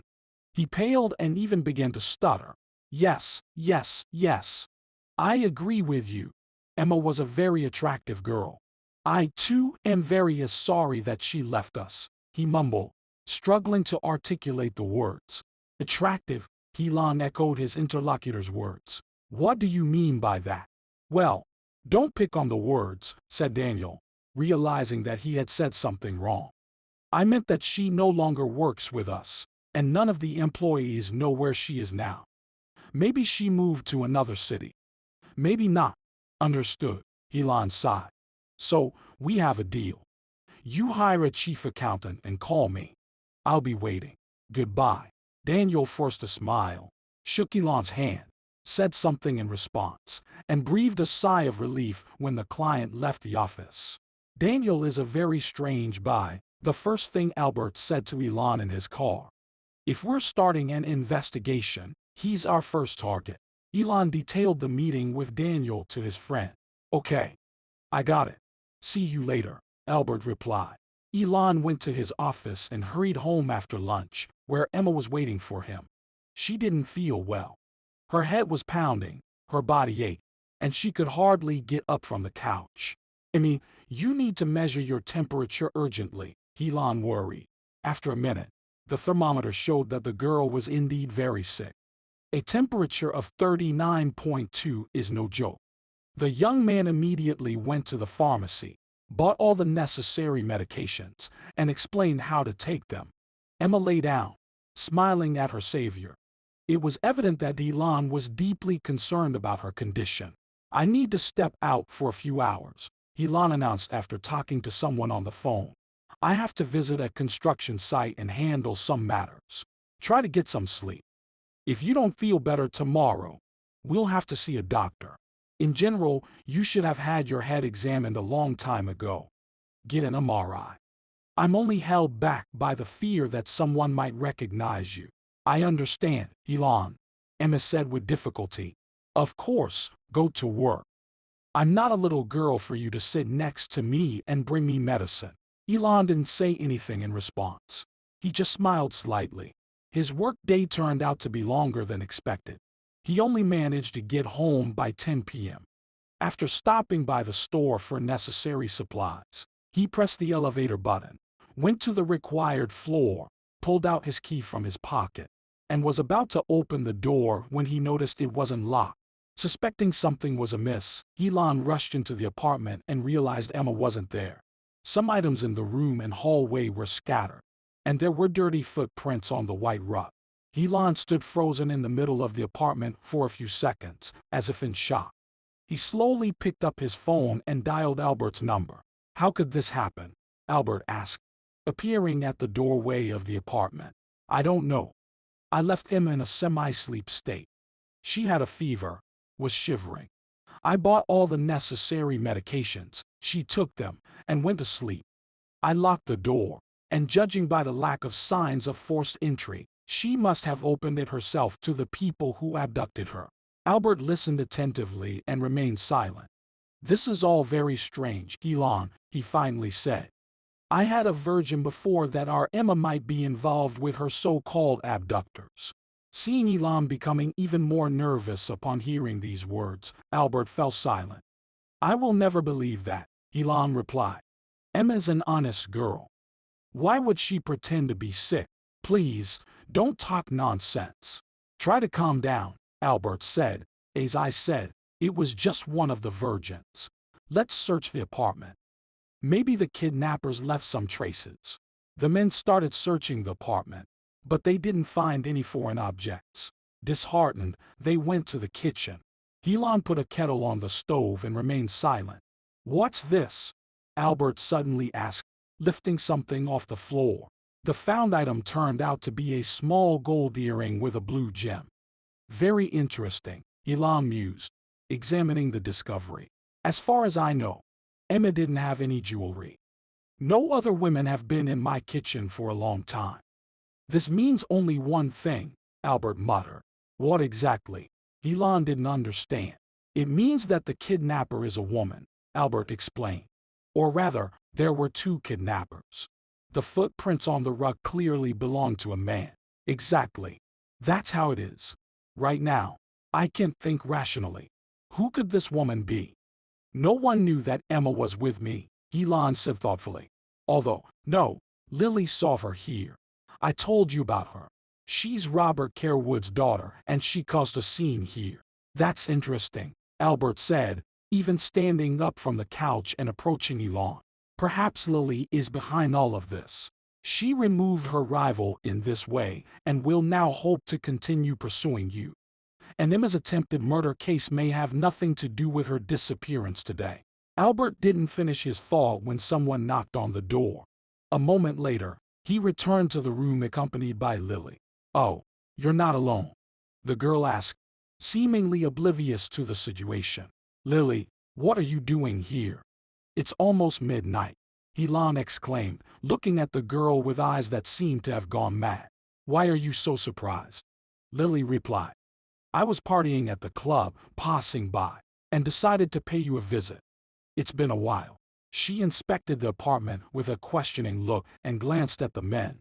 "What's going on here, finally?" she asked, realizing she might not have chosen the best time to visit. "You've never had such a mess here. And where's your, I forgot her name, your guest? Did she decide to leave you?" Lily sat on the couch and smiled. We're not up to anything here, Elon answered without much thought. Albert was just about to leave. He can escort you. Are you driving yourself? You seem a bit intoxicated. Don't make me laugh. When has that ever stopped me? The girl boldly replied. And anyway, I'm not going anywhere. I'll stay here overnight. Your little friend, it seems, left you. Elon, you won't throw me out onto the street, will you? No, of course not. Stay, Elon replied, realizing that the girl was not just drunk but could barely stand on her feet. Here's the betting. Make yourself comfortable and go to sleep. And you? I'm cold. I need to warm up. The girl openly hinted to Elon that she didn't come just for a casual visit. Elon was fed up with this situation. Leaving Lily in his apartment for the night was not part of his plans. He did all this only because Albert gave signals and asked him to do as the girl requested. Sure, I'm now going to ask you to do things you won't want to hear about, but still. Albert whispered as he stood on the threshold of the apartment. Let her stay. And don't waste time. As soon as she falls asleep, search her purse. Even better, get the keys and search her car. And if she really was here at the time of the abduction, you might find a pair of those earrings in her belongings. If you find anything, call me. Tomorrow morning, we'll continue our search.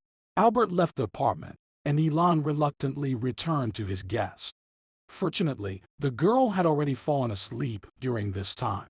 Elon, seizing the moment, immediately began searching for the second earring. There was nothing similar in the small purse. However, he found the keys to the girl's new Toyota. Elon had never done anything like this before. Looking around cautiously, he pressed the button and heard the click of the car door opening. Opening the glove compartment with the key was also easy.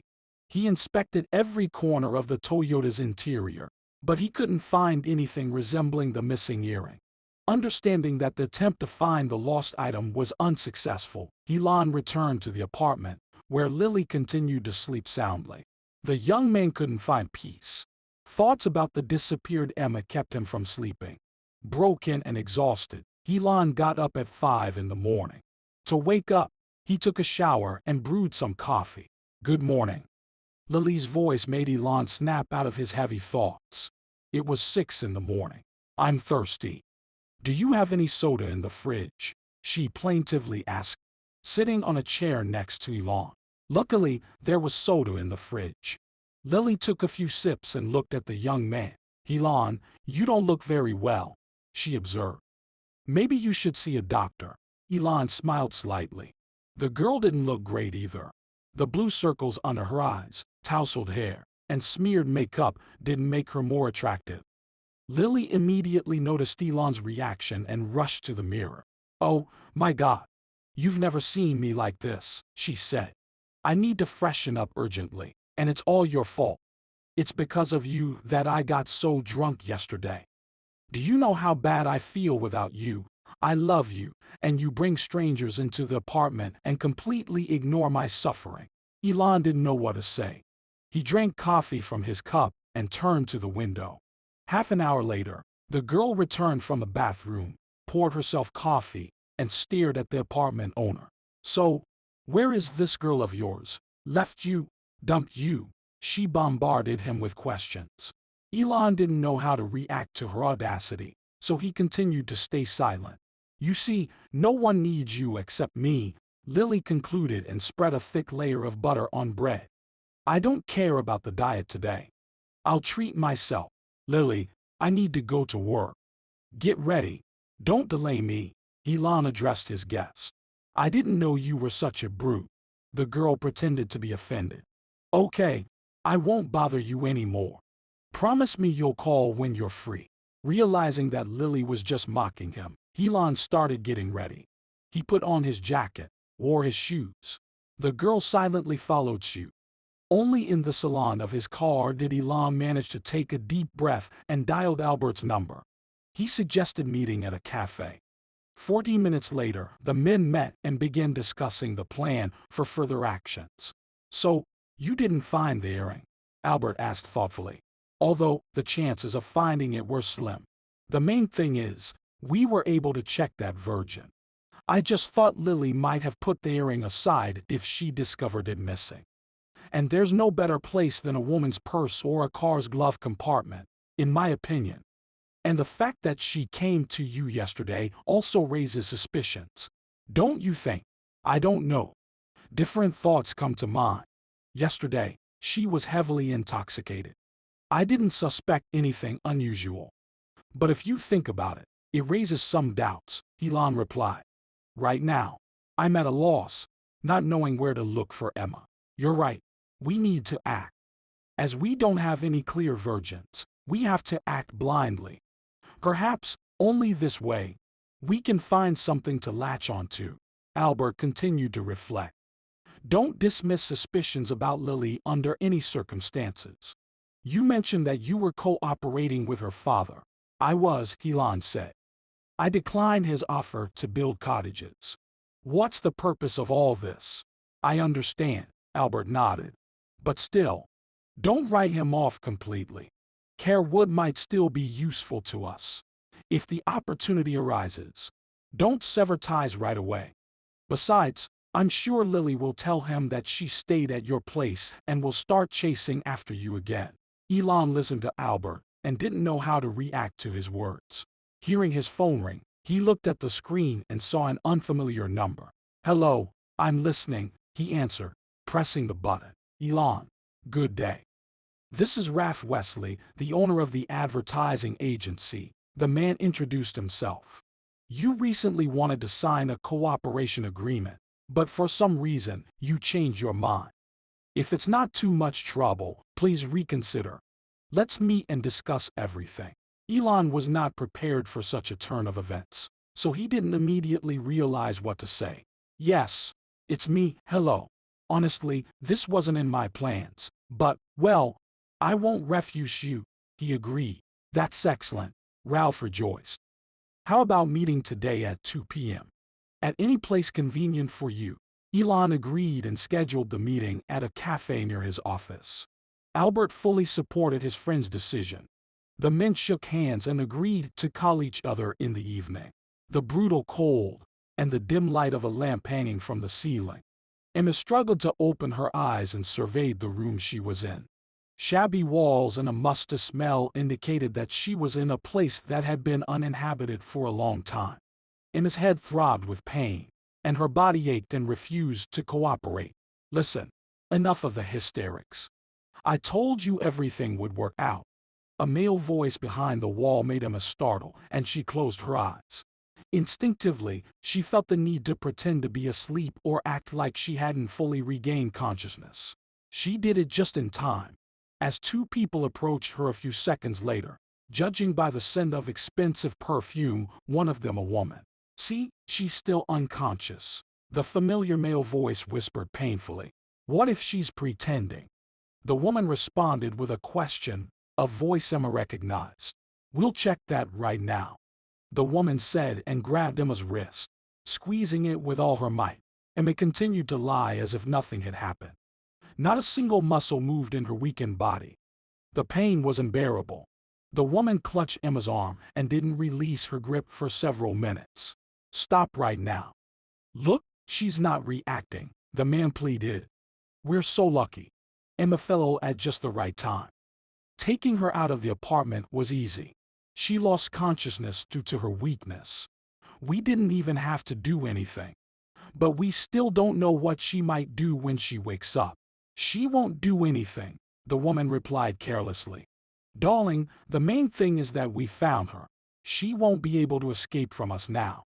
Soon, she won't be here anymore, and we'll finally get married. Luck is on our side. Yes, of course, the man supported his companion. But I haven't decided what to do with her yet. It's unfathomable how she managed to survive. Last time, it was a lucky accident. This time, we can't afford any mistakes. Otherwise, we'll face serious problems. So, think faster, the woman urged. I need to get home. I feel like my husband is starting to suspect something, although he's always been like that. What can your old man suspect? The man wondered. He's crazy about you. Be patient, my love. I'll figure something out. Soon, the voices died down. Emma was left alone in the room. She opened her eyes and involuntarily cried. She remembered everything, recognized both the man and the woman. "Oh God, help me," she whispered softly and felt a strong shiver again. Any attempt to move, let alone stand up, yielded no result. Her head was spinning, and the last bit of strength left her, leaving no chance of escaping this captivity. Elon couldn't find peace the whole day. His mind was filled with thoughts of Emma. The more he thought about her, the harder it was to focus on his business affairs. At exactly 2 o'clock, Elon entered the cafe where Ralph was already waiting for him. Ralph sat at a table by the window, engrossed in something on his laptop screen. Elon had seen his photos on the internet, so he easily recognized him among the visitors. "Ralph, good to see you," Elon greeted the man. Ralph lifted his head from the laptop, stood up, and extended his hand. "I'm also very, very glad to meet you," Ralph replied. "Please, have a seat. Place your order. I've studied the menu, and I think the cuisine here is excellent. Elon, I invited you for a meeting for a reason. I would really like to have you as one of our clients," Ralph said. "You're an excellent businessman. Heard a lot of good things about you." Elon thanked his interlocutor and continued to listen attentively. "Daniel told me about your visit, so I immediately decided to contact you and discuss all the relevant questions," Ralph continued. "I learned that you wanted to discuss the contract terms with the chief accountant." "Yes, you were informed correctly," Elon nodded. "I checked your website, where there is all the information about employees, but, to my surprise, I couldn't meet with your chief accountant. Understandably, with the large sum mentioned in the contract, I didn't dare to sign anything without consulting your chief accountant. I understand your confusion. I would have done the same," Ralph agreed. "The issue with the chief accountant will be resolved shortly. Leave me your phone number. I'll personally get in touch with you and invite you to the office to finalize the contract. I hope you haven't found another advertising agency yet." "No, not yet," Elon replied. The young man didn't expect Ralph's company to show such interest in him. At that moment, Ralph's phone rang. He apologized and stood up from the table. Elon also got up and approached the window. However, after about 3 minutes, he decided to return to the table. Approaching his seat, Elon glanced at the laptop screen and froze. On the screen, he saw a piece of jewelry and earring. An exact copy of the one he found on the floor of his kitchen last night. Without much thought, he took out his phone and photographed everything he saw. Ralph returned after about 5 minutes. He seemed to be in a bad mood. Elon understood that his new acquaintance had just had an unpleasant conversation. "Ralph, are you feeling okay?" Elon expressed concern. "Yes, everything will pass now," Ralph reassured them. "Lately, many problems have piled up. And who am I telling this to? You're an entrepreneur yourself and know what business is like. And things at home aren't going well either. I just want some peace and certainty about tomorrow." Elon looked at Ralph and understood that this man could be trusted. He didn't know why, but he liked Ralph. His sincere, confident gaze and negotiating skills captivated Elon. However, the earring on the laptop screen wouldn't let him rest. Elon couldn't figure out what connection Ralph had with this piece of jewelry. The thoughts didn't connect. Therefore, the first thing he did after leaving the cafe was to call Albert and tell him about everything he had seen. In the evening, Albert knocked on Elon's apartment door. The men discussed everything they had learned during the day and decided to find Ralph's house to try to understand something, at least a little. "Elon, you know what?" Albert asked as Albert parked his car near Ralph's house. Through his connections, Albert easily found the address of the owner of the advertising agency. This coincidence is not accidental. In moments like these, you begin to understand that your loved one needs help. Ralph is also somehow connected to Emma's disappearance. "Perhaps he is the main perpetrator," Albert explained. "I also think so. I just can't understand how exactly," Elon agreed. We need to document everything that happens around this house, Albert continued to explain. Trust my experience. Sometimes this is what helps solve crimes. No one came out of the house in half an hour. A few minutes later, a red car pulled up to the house, and an elegant brunette in a stylish black suit got out. Her face clearly showed that she was deeply upset. She didn't bother parking the car in the garage. Instead, she left it on the street and disappeared behind the gates. Albert turned on his phone and started searching for something on the internet. That's Ralph's wife, Kimberly, he informed after a couple of minutes. By the way, there's a significant age difference between them. She's about the same age as our Emma. I wonder how they met. Also, I know for sure that in his youth, Ralph had a romance with Simona Flinch, the owner of the city's most prestigious beauty salons. Who do you think this mysterious Simona Flinch is? Elon didn't know what to say. He could only listen to the detective in silence and sigh. Don't know what to say. Albert smiled. Well, this Simona is Emma's mother. My assistant just sent me this information and Simona's addresses. It's not too late. We can pay her a visit. Who else but her would know the details of her daughter's disappearance? Elon agreed with Albert, and soon they were speeding through the city streets towards the house where Emma's mother, Simona, lived. However, Simona was not at home. The men tried the intercom several times, but there was no response. We need to wait for her. She's probably delayed at work, Albert suggested. How will we recognize her? Elon asked. While we're standing here, several women have already entered the building. Trust me, Simona hasn't entered the building yet. Albert reassured his friend and showed him a photo of the woman. Very attractive, Elon remarked. Now I understand where Emma inherited her beauty. Her mother is a very attractive woman. I think she would have suited Ralph better as a wife. A beautiful, well-groomed woman in her 50s, very similar to the one Elon had just seen in the photo, approached the house. Simona, Albert addressed her. We would like to talk to you. Who are you? What could you want from me? The woman asked in surprise, carefully examining the two young men. The thing is, we're looking for your daughter, the detective admitted honestly, apparently understanding that this was the only way to get the woman to continue the conversation, and he showed her his identification. Albert was right. Simona was taken aback, hearing what exactly the two strangers wanted to talk to her about. About my daughter, she asked again. Do you know something about my daughter? Don't worry, Elon tried to reassure her. The thing is, we want to help Emma, but we don't know where to look for her. Maybe you can tell us the details of her disappearance. All right, the woman agreed. I wouldn't have invited you into my home, but I'm very tired of everything that has happened. I know Ralph won't support my initiative, but I just can't take it anymore. She opened the door and invited the young men into the apartment. A few minutes later, she led them into the living room, offered her guest tea, and attentively listened to everything Elon and Albert knew about Emma. So, my daughter has disappeared again, she asked. Moreover, my poor girl ended up at the bottom of some deep ravine. God, and she has lost her memory too. The woman was clearly not prepared to hear so much information.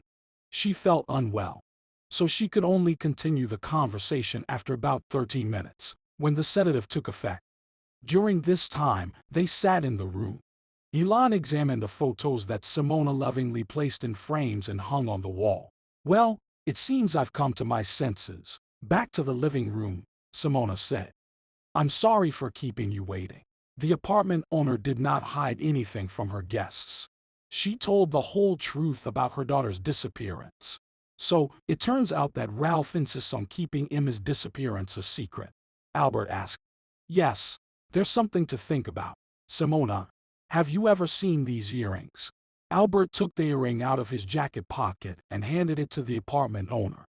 Simona studied the piece of jewelry for a while and looked at her guests.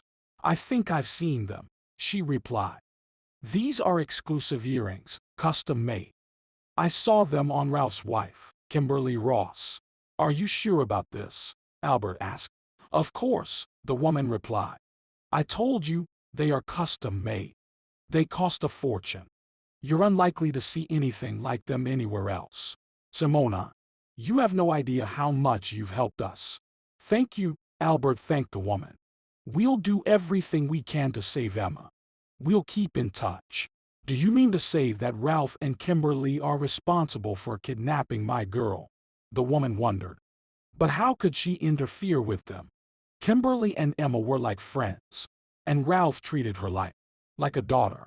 I'm just speculating for now about who the true culprit is behind all these events, Albert explained.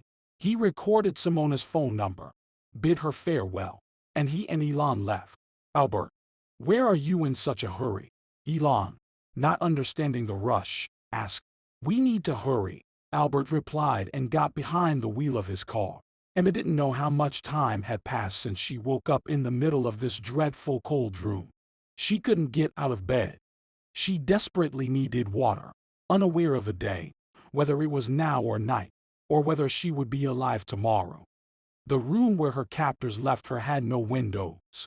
Above the door was a small square grate, which probably once served as a ventilation hatch. Have they left me here to die? Thought the girl, making another attempt to get out of bed. Realizing that her body wasn't responding, Emma sighed helplessly and began to listen to the unfamiliar noises. Soon, she realized that it was mice wrestling in the corner. After lying like that for some time, Emma fell asleep. She woke up to voices that unexpectedly became audible behind the door. Are you sure you're ready to do this? Asked the woman, whose voice Emma already recognized. Sure, replied the man. In any case, we have no other way. We have to get rid of her, and I'll do it today. I know a good place. We need to make sure there are no traces left. Can I be present during this? I can't wait to get rid of her either, the woman asked coldly. Honestly, I thought it would happen much faster. She turned out to be quite resilient. And at first glance, you wouldn't say. Hush, the man whispered. Let's hope she hasn't woken up yet. Otherwise, we'll have to knock her out. But for the amount of money we're getting, it's worth it. No, Emma, no problems. Emma lay on the bed and listened as her heart pounded loudly at everything she heard. She mentally began to say goodbye to life. How? How could this happen? How could I not notice obvious things? What kind of scoundrels did I live side by side with? She repeated to herself. To Emma, it seemed like the sound of her heartbeat could be heard throughout the room, and that the criminals could hear it too. Meanwhile, the kidnappers opened the heavy door and entered the room. From the corridor, the smell of dampness followed them. It seems she hasn't woken up, the man said. Help me tie her hands. You can expect anything from Emma, so it's safer this way. Emma knew that resisting was futile. She had no strength, and her head was spinning again. Understanding the hopelessness of her situation, she continued to lie on the bed, pretending to be asleep. Listen, why is she sleeping for so long? The woman, as if reading Emma's thoughts, began. I don't believe her. Let's check again. I'll prick her finger. I'm sure she's pretending. Maybe it's not worth wasting time on this. The man began to persuade his companion. Even if she's pretending, it won't save her. Hearing these words, the girl decided not to pretend anymore. She opened her eyes and stared intently at her tormentors. Two pairs of eyes were looking right at her. These people had been very close to her not long ago. She trusted them, loved them with all her heart. How wicked and ruthless their eyes were at this moment. There was so much hatred in them that the girl felt uneasy. Hello, Daniel, she whispered. I never thought you would want to get rid of me like this. Daniel didn't say anything and began to tie his wife's wrists. Emma noticed the woman pacing around the room. Apparently, facing her friend was unpleasant for her. Maybe she still has a drop of conscience left, Emma thought. Kimberly, why aren't you helping Daniel? Can't you see his hands are shaking? Be quiet. Be quiet right now, Daniel said and continued tying the knot. I'll gladly help, Kimberly replied. Since you've seen us anyway, Daniel and I have nothing more to lose. I hope you understand that you have no place in this world anymore. Emma chose not to answer that question. When Daniel finally managed to deal with the rope, he and Kimberly forced their captive to get out of bed and directed her towards the exit. Emma felt her body still aching. Judging by the chills, the fever hadn't subsided, so there was no strength left. In the corridor, it was dark, and somewhere far ahead, a light was visible. It was a small lamp that the kidnappers left at the entrance of the building. Emma realized that all this time, she had been in an abandoned old building. Once outside, she took a deep breath of the night air and looked at the sky, sprinkled with countless stars. How much I want to live, she thought. But in the next moment, she felt a sharp pain. Move, Daniel said again and struck the girl painfully. Do you think I want to deal with you? After a couple of minutes, the kidnappers put him in the back seat of the car and tied her mouth. This will be better, Kimberly said and smirked. The girl sat in the front seat next to Daniel and sighed with relief. Maybe we should go back and inspect the room, Daniel unexpectedly suggested. What if there are some material evidence left? What could possibly be left there? Kimberly replied. If you want, go by yourself. I'm scared. No one will look for her here. Who would think of such a thing? Perhaps you're right, Daniel agreed. We need to hurry then. The man turned the key in the ignition and slowly pulled out onto the road. Just don't lose sight of them. Just don't lose sight. Elon repeated the same phrase, sitting in Albert's car. Think about it. How timely we arrived at Daniel's house. It's so great that you managed to find all the addresses we needed. If we were a minute late, everything would be lost. Just don't lose sight of them. Albert tightly gripped the steering wheel and closely watched the black Nissan moving in the flow of traffic. Despite the late hour, there was a huge number of cars on the city roads, probably because it was Friday. Many were trying to leave the city. Apparently, the Nissan was also heading towards the city exit. In about half an hour, it should reach the ring road. Moreover, what worried the men was that twilight had set in, and it would soon be dark. This complicates the task. Following the Nissan in the dark amidst the traffic would be almost impossible, and losing sight of it was not an option for the men. They suspected that Emma's life depended on it. They didn't know exactly where the Nissan was heading. Albert called his agency's employees and ordered them to monitor its movements using special equipment. About 14 minutes later, they managed to get onto the ring road. After some time, Elon and Albert found themselves on a straight country road. There were quite a few cars, which, on one hand, was even good, as they could blend in without attracting attention. The main thing is that Emma's abductors don't take us to such a remote place that we disappear from the radar altogether, Albert said. Last time, they chose a deep forest 200 kilometers from the city. Now the men had no doubts that they were on the trail of the criminals. They still didn't know if Emma was in the car, but they persistently followed Daniel's Nissan. Something tells me that our Daniel is very nervous, constantly changing lanes. What could it be? Elon questioned. Yes, you're right, he's nervous. If only we knew where he's rushing to and who else is in the car, Albert replied. Gradually, it became completely dark outside. They had to rely on the Nissan's license plate, which was still heading somewhere uncertainly but at a high speed. Everything was going not so bad until the cars stopped at a large intersection in front of a stop sign. When the green light came on, the Nissan managed to cross the intersection, but Albert's Honda had to wait for the next traffic signal. It seemed that only a few minutes had passed, but the men lost sight of Daniel's car. If it weren't for this truck on the road, no traffic light would have held me back, Albert said, hitting the dashboard and resting his head on the steering wheel. What do we do now? Which way did he turn? Elon didn't have answers to these questions, so he also sat in bewilderment, staring into the darkness of the night and the passing cars. Albert took out the map and began to study the area. All right, let's think. Where could they be? Albert said thoughtfully. Here's a small town, and there's a huge forested area. If Daniel headed there, we're unlikely to find him there.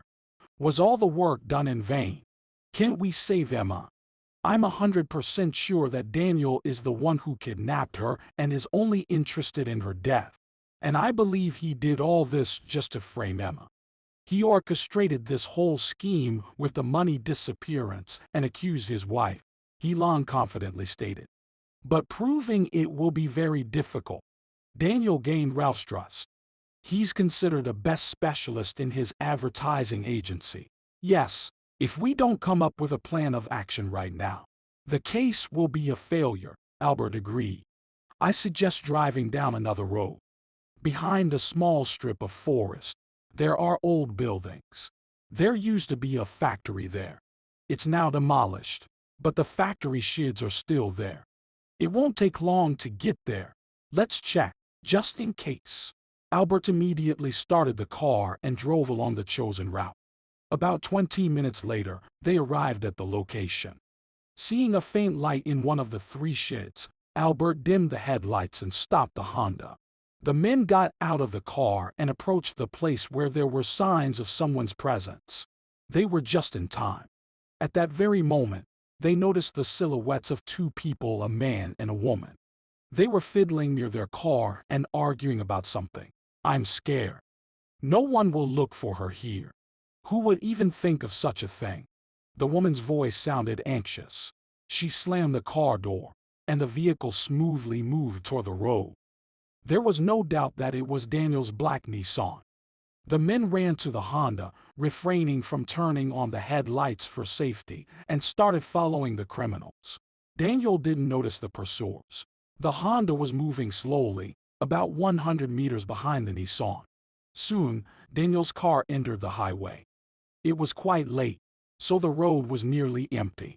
Daniel was in a hurry, stepping on the gas, and Albert kept up with him. Just hope he doesn't suspect anything. Elon nervously commented again. All we can do is hope for that, Albert replied, gripping the steering wheel tightly. After about an hour and a half, the Nissan turned onto a dirt road.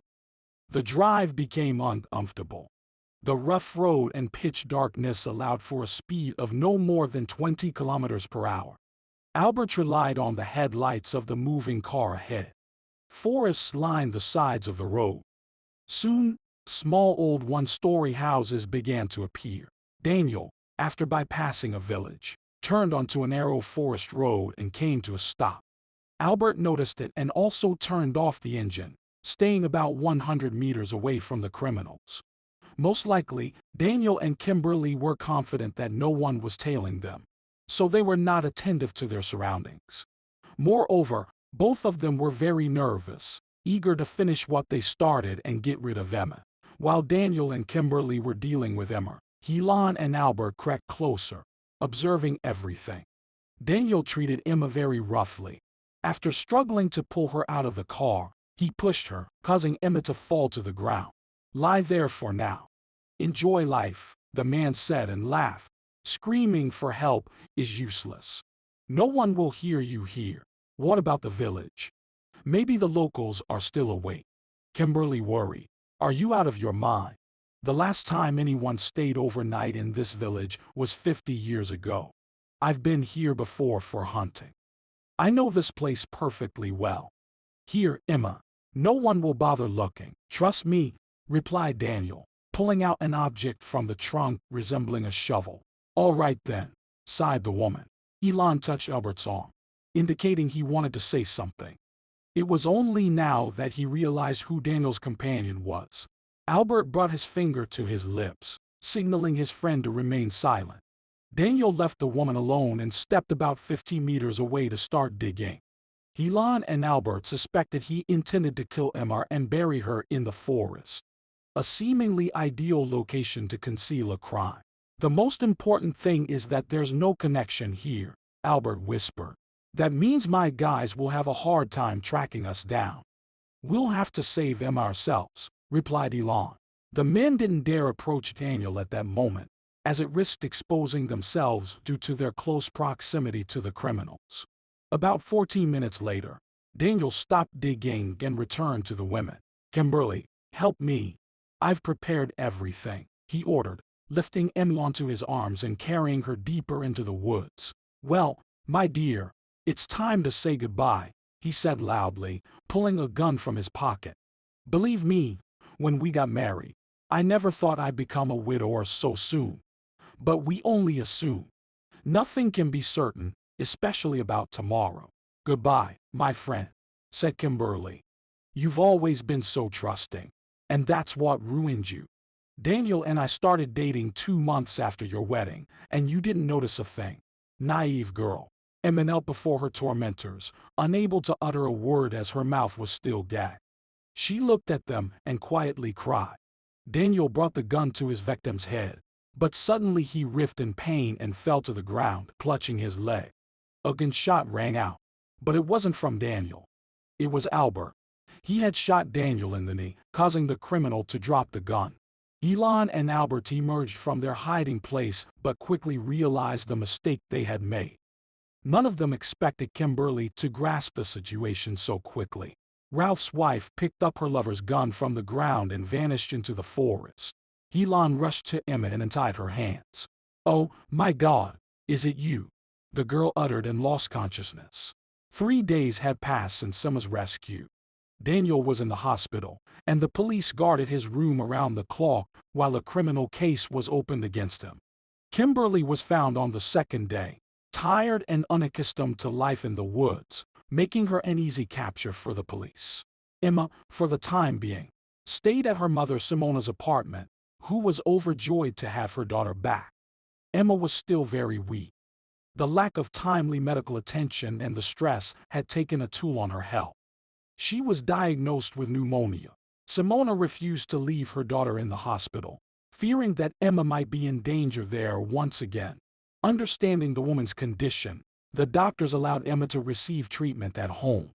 A doctor visited her daily, administering IVs and injections.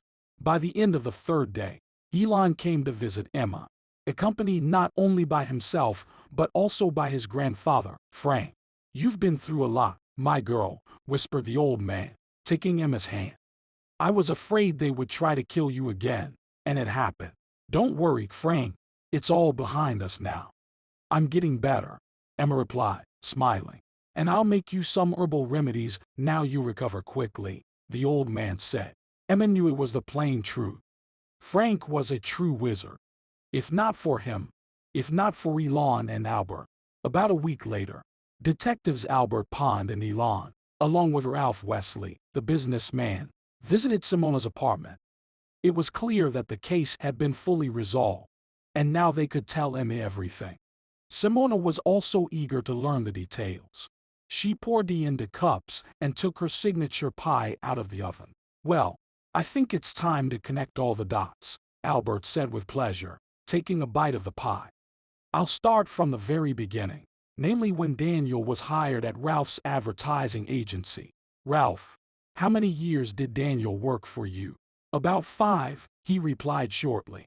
"So, for all those 5 years, he dreamed of taking control of all your affairs," Albert continued. "Yes, don't be surprised. Daniel confessed to everything recently. If we hadn't stopped him, who knows what else could have happened. Daniel was never an honest man, but he was always far-sighted and planned his affairs a year in advance. He couldn't openly steal because Ralph personally audited all the counts. After meeting young Emma, Daniel realized he was in love with her. At that time, it seemed genuine. The charming girl captivated him, and he began to court her.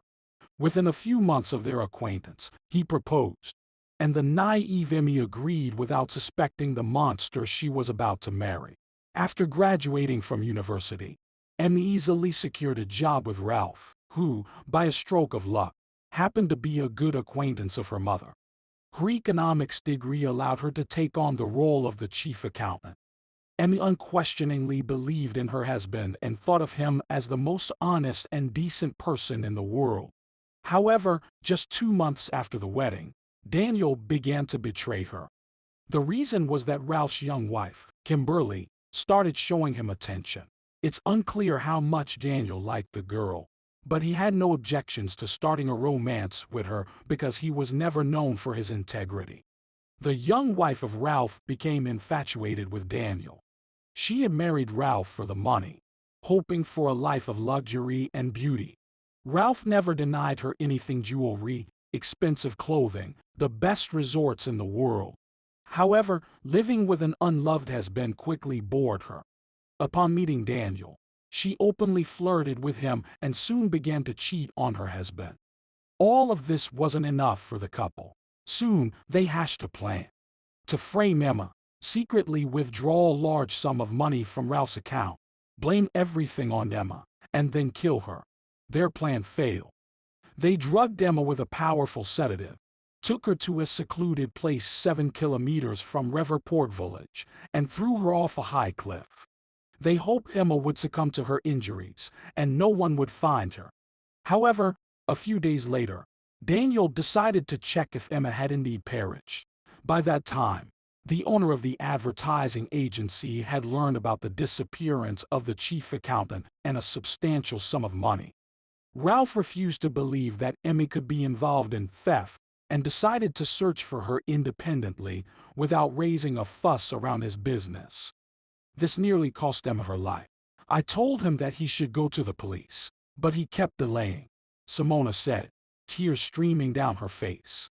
Simona, despite Ralph's entrepreneurial abilities, he is also a kind, naive, and gentle person.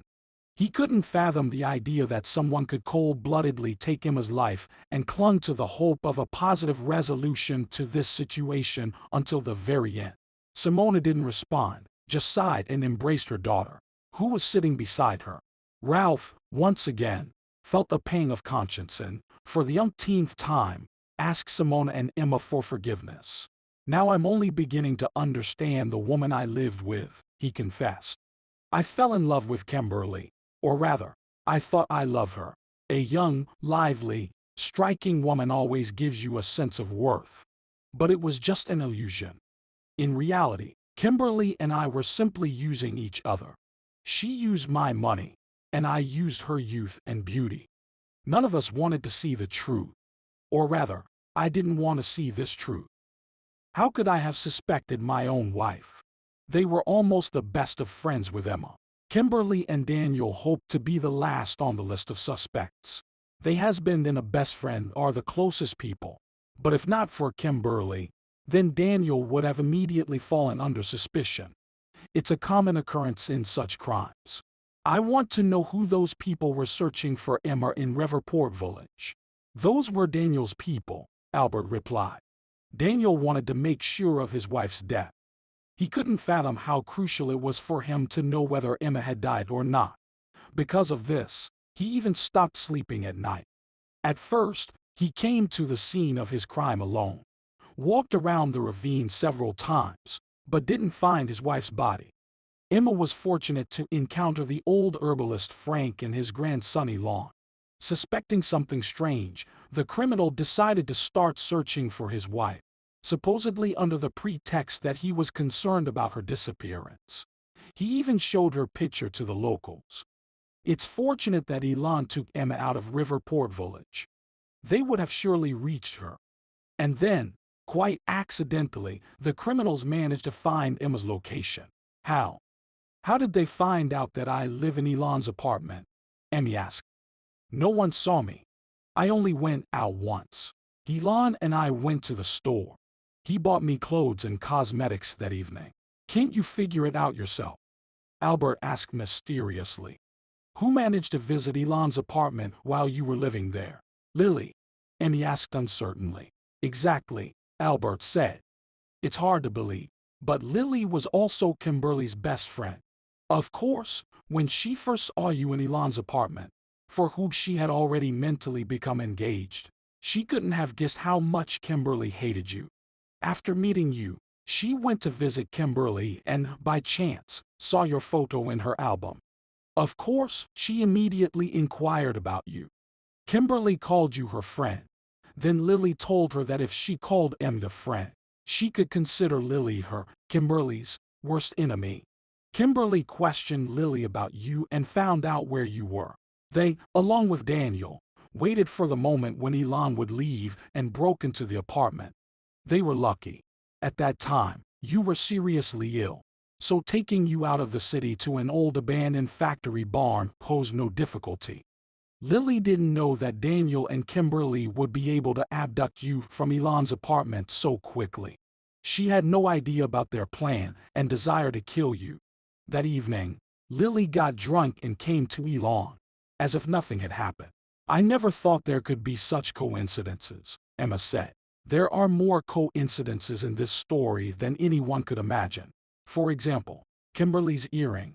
If she hadn't accidentally dropped it in Elon's kitchen, and if Elon hadn't seen its copy on Ralph's laptop screen, you, Emma, probably wouldn't be sitting at this table now.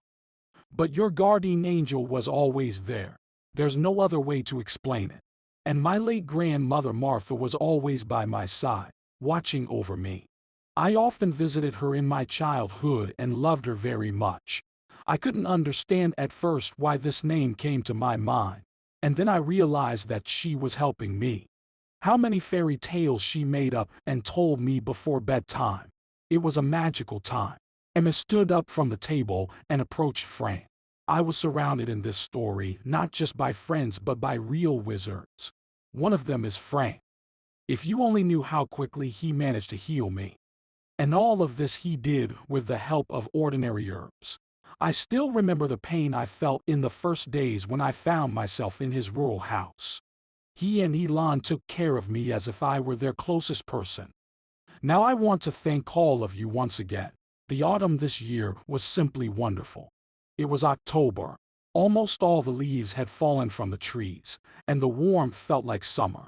Ralph's large country house awaited guests who had been eagerly anticipating Saturday all week. The bonfire crackled, and the bright flames danced as if celebrating.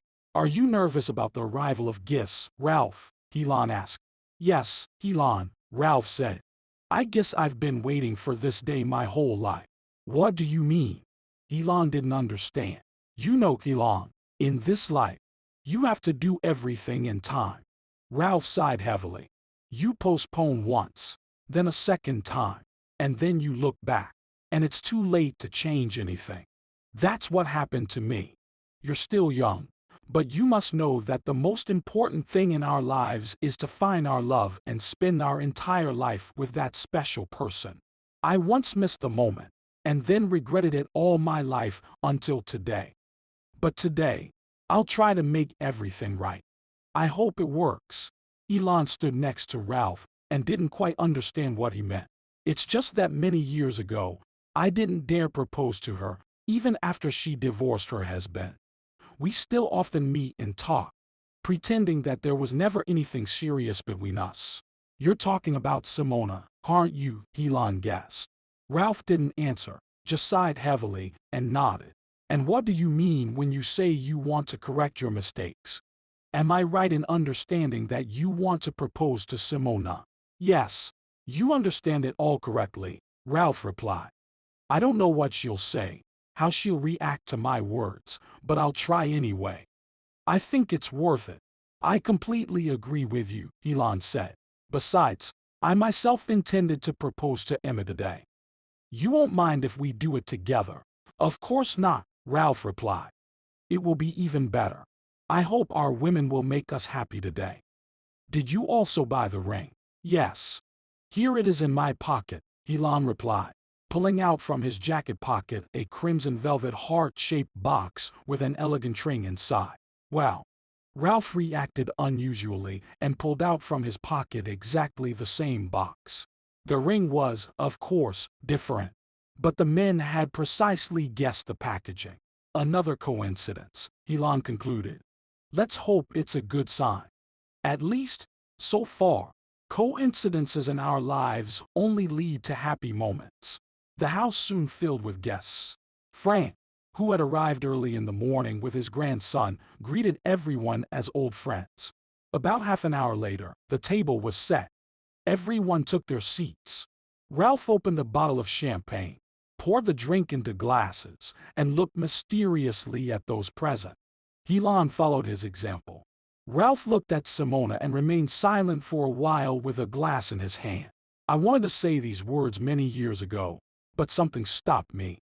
Only when you, Simona, left me, did I realize what I had lost. I lost the most beautiful woman in the world. Ralph began his speech. You made your choice, but not in my favor. I know I deserved it. But if I had been more serious back then, I would already have a family, children, and maybe grandchildren, but everything turned out as it did. Simona, forgive me, fool. I promise. I'll do everything to make you happy. Life without you is dull and meaningless. Marry me. Finishing his speech, Ralph handed Simona an open box with the ring. I do, she whispered and cried. You have no idea how long I've been waiting for this moment. Following Ralph, Elon also proposed to his beloved. Maybe I'll follow Ralph's example, he announced and left the table. I know I can only be happy with you, Emma. And I'll do everything possible to make your eyes always shine with happiness. Will you marry me? Emma didn't expect such a turn of events. She hugged Elon and, of course, gave her consent. Stop, my friends, Albert said. What's going on? Everyone is getting married, and I'm left out. Why are you left out? Frank asked. I'm not married either. Maybe we should think about this question too. Frank's words amused everyone. Friends sat at the table, recalling various stories from their lives. An hour later, Albert was relaxing in a lounge chair under a large tree. Frank found something to do in the house. Emma and Elon secluded themselves in the depths of the garden, leaving only Simona and Ralph at the table. Do you know the real reason for my disappearance back then, many years ago? Unexpectedly asked the woman. The real reason? Ralph was surprised. I always thought the reason was me. You couldn't wait for me to become even a little more serious and left me. I've never heard a bigger nonsense, Simona shrugged. I thought I'd never admit it to you, but I guess you have the right to know. What? What do you mean? The man became nervous. Before leaving town, I realized I was pregnant. I didn't tell you right away. I decided to go to the doctor, make sure if it was true or not, and only then confess everything. Simona began to share her memories. But at the hospital, I met your mother, who immediately guessed why I was waiting in line for the gynecologist. She called me over and explained that she didn't want to see me as her daughter-in-law. She forbade me to tell you about the pregnancy and urgently ordered me to leave town. I was young and foolish, didn't understand that I had to fight for my happiness. You didn't propose to me. I doubted it would ever happen. So, I went to the north, not telling anyone my new address. Emma was born there. After some time, I met Hugo, thought I could love him, but it didn't work out. After a few years of living together, we divorced. Since then, I haven't had good relationships with men. You had your own concerns, business, then you married Kimberly. I always considered you just a friend, didn't dare to interfere in your life. So, Emma's my daughter, Ralph asked. With this news, it was as if wings had grown on the man's back.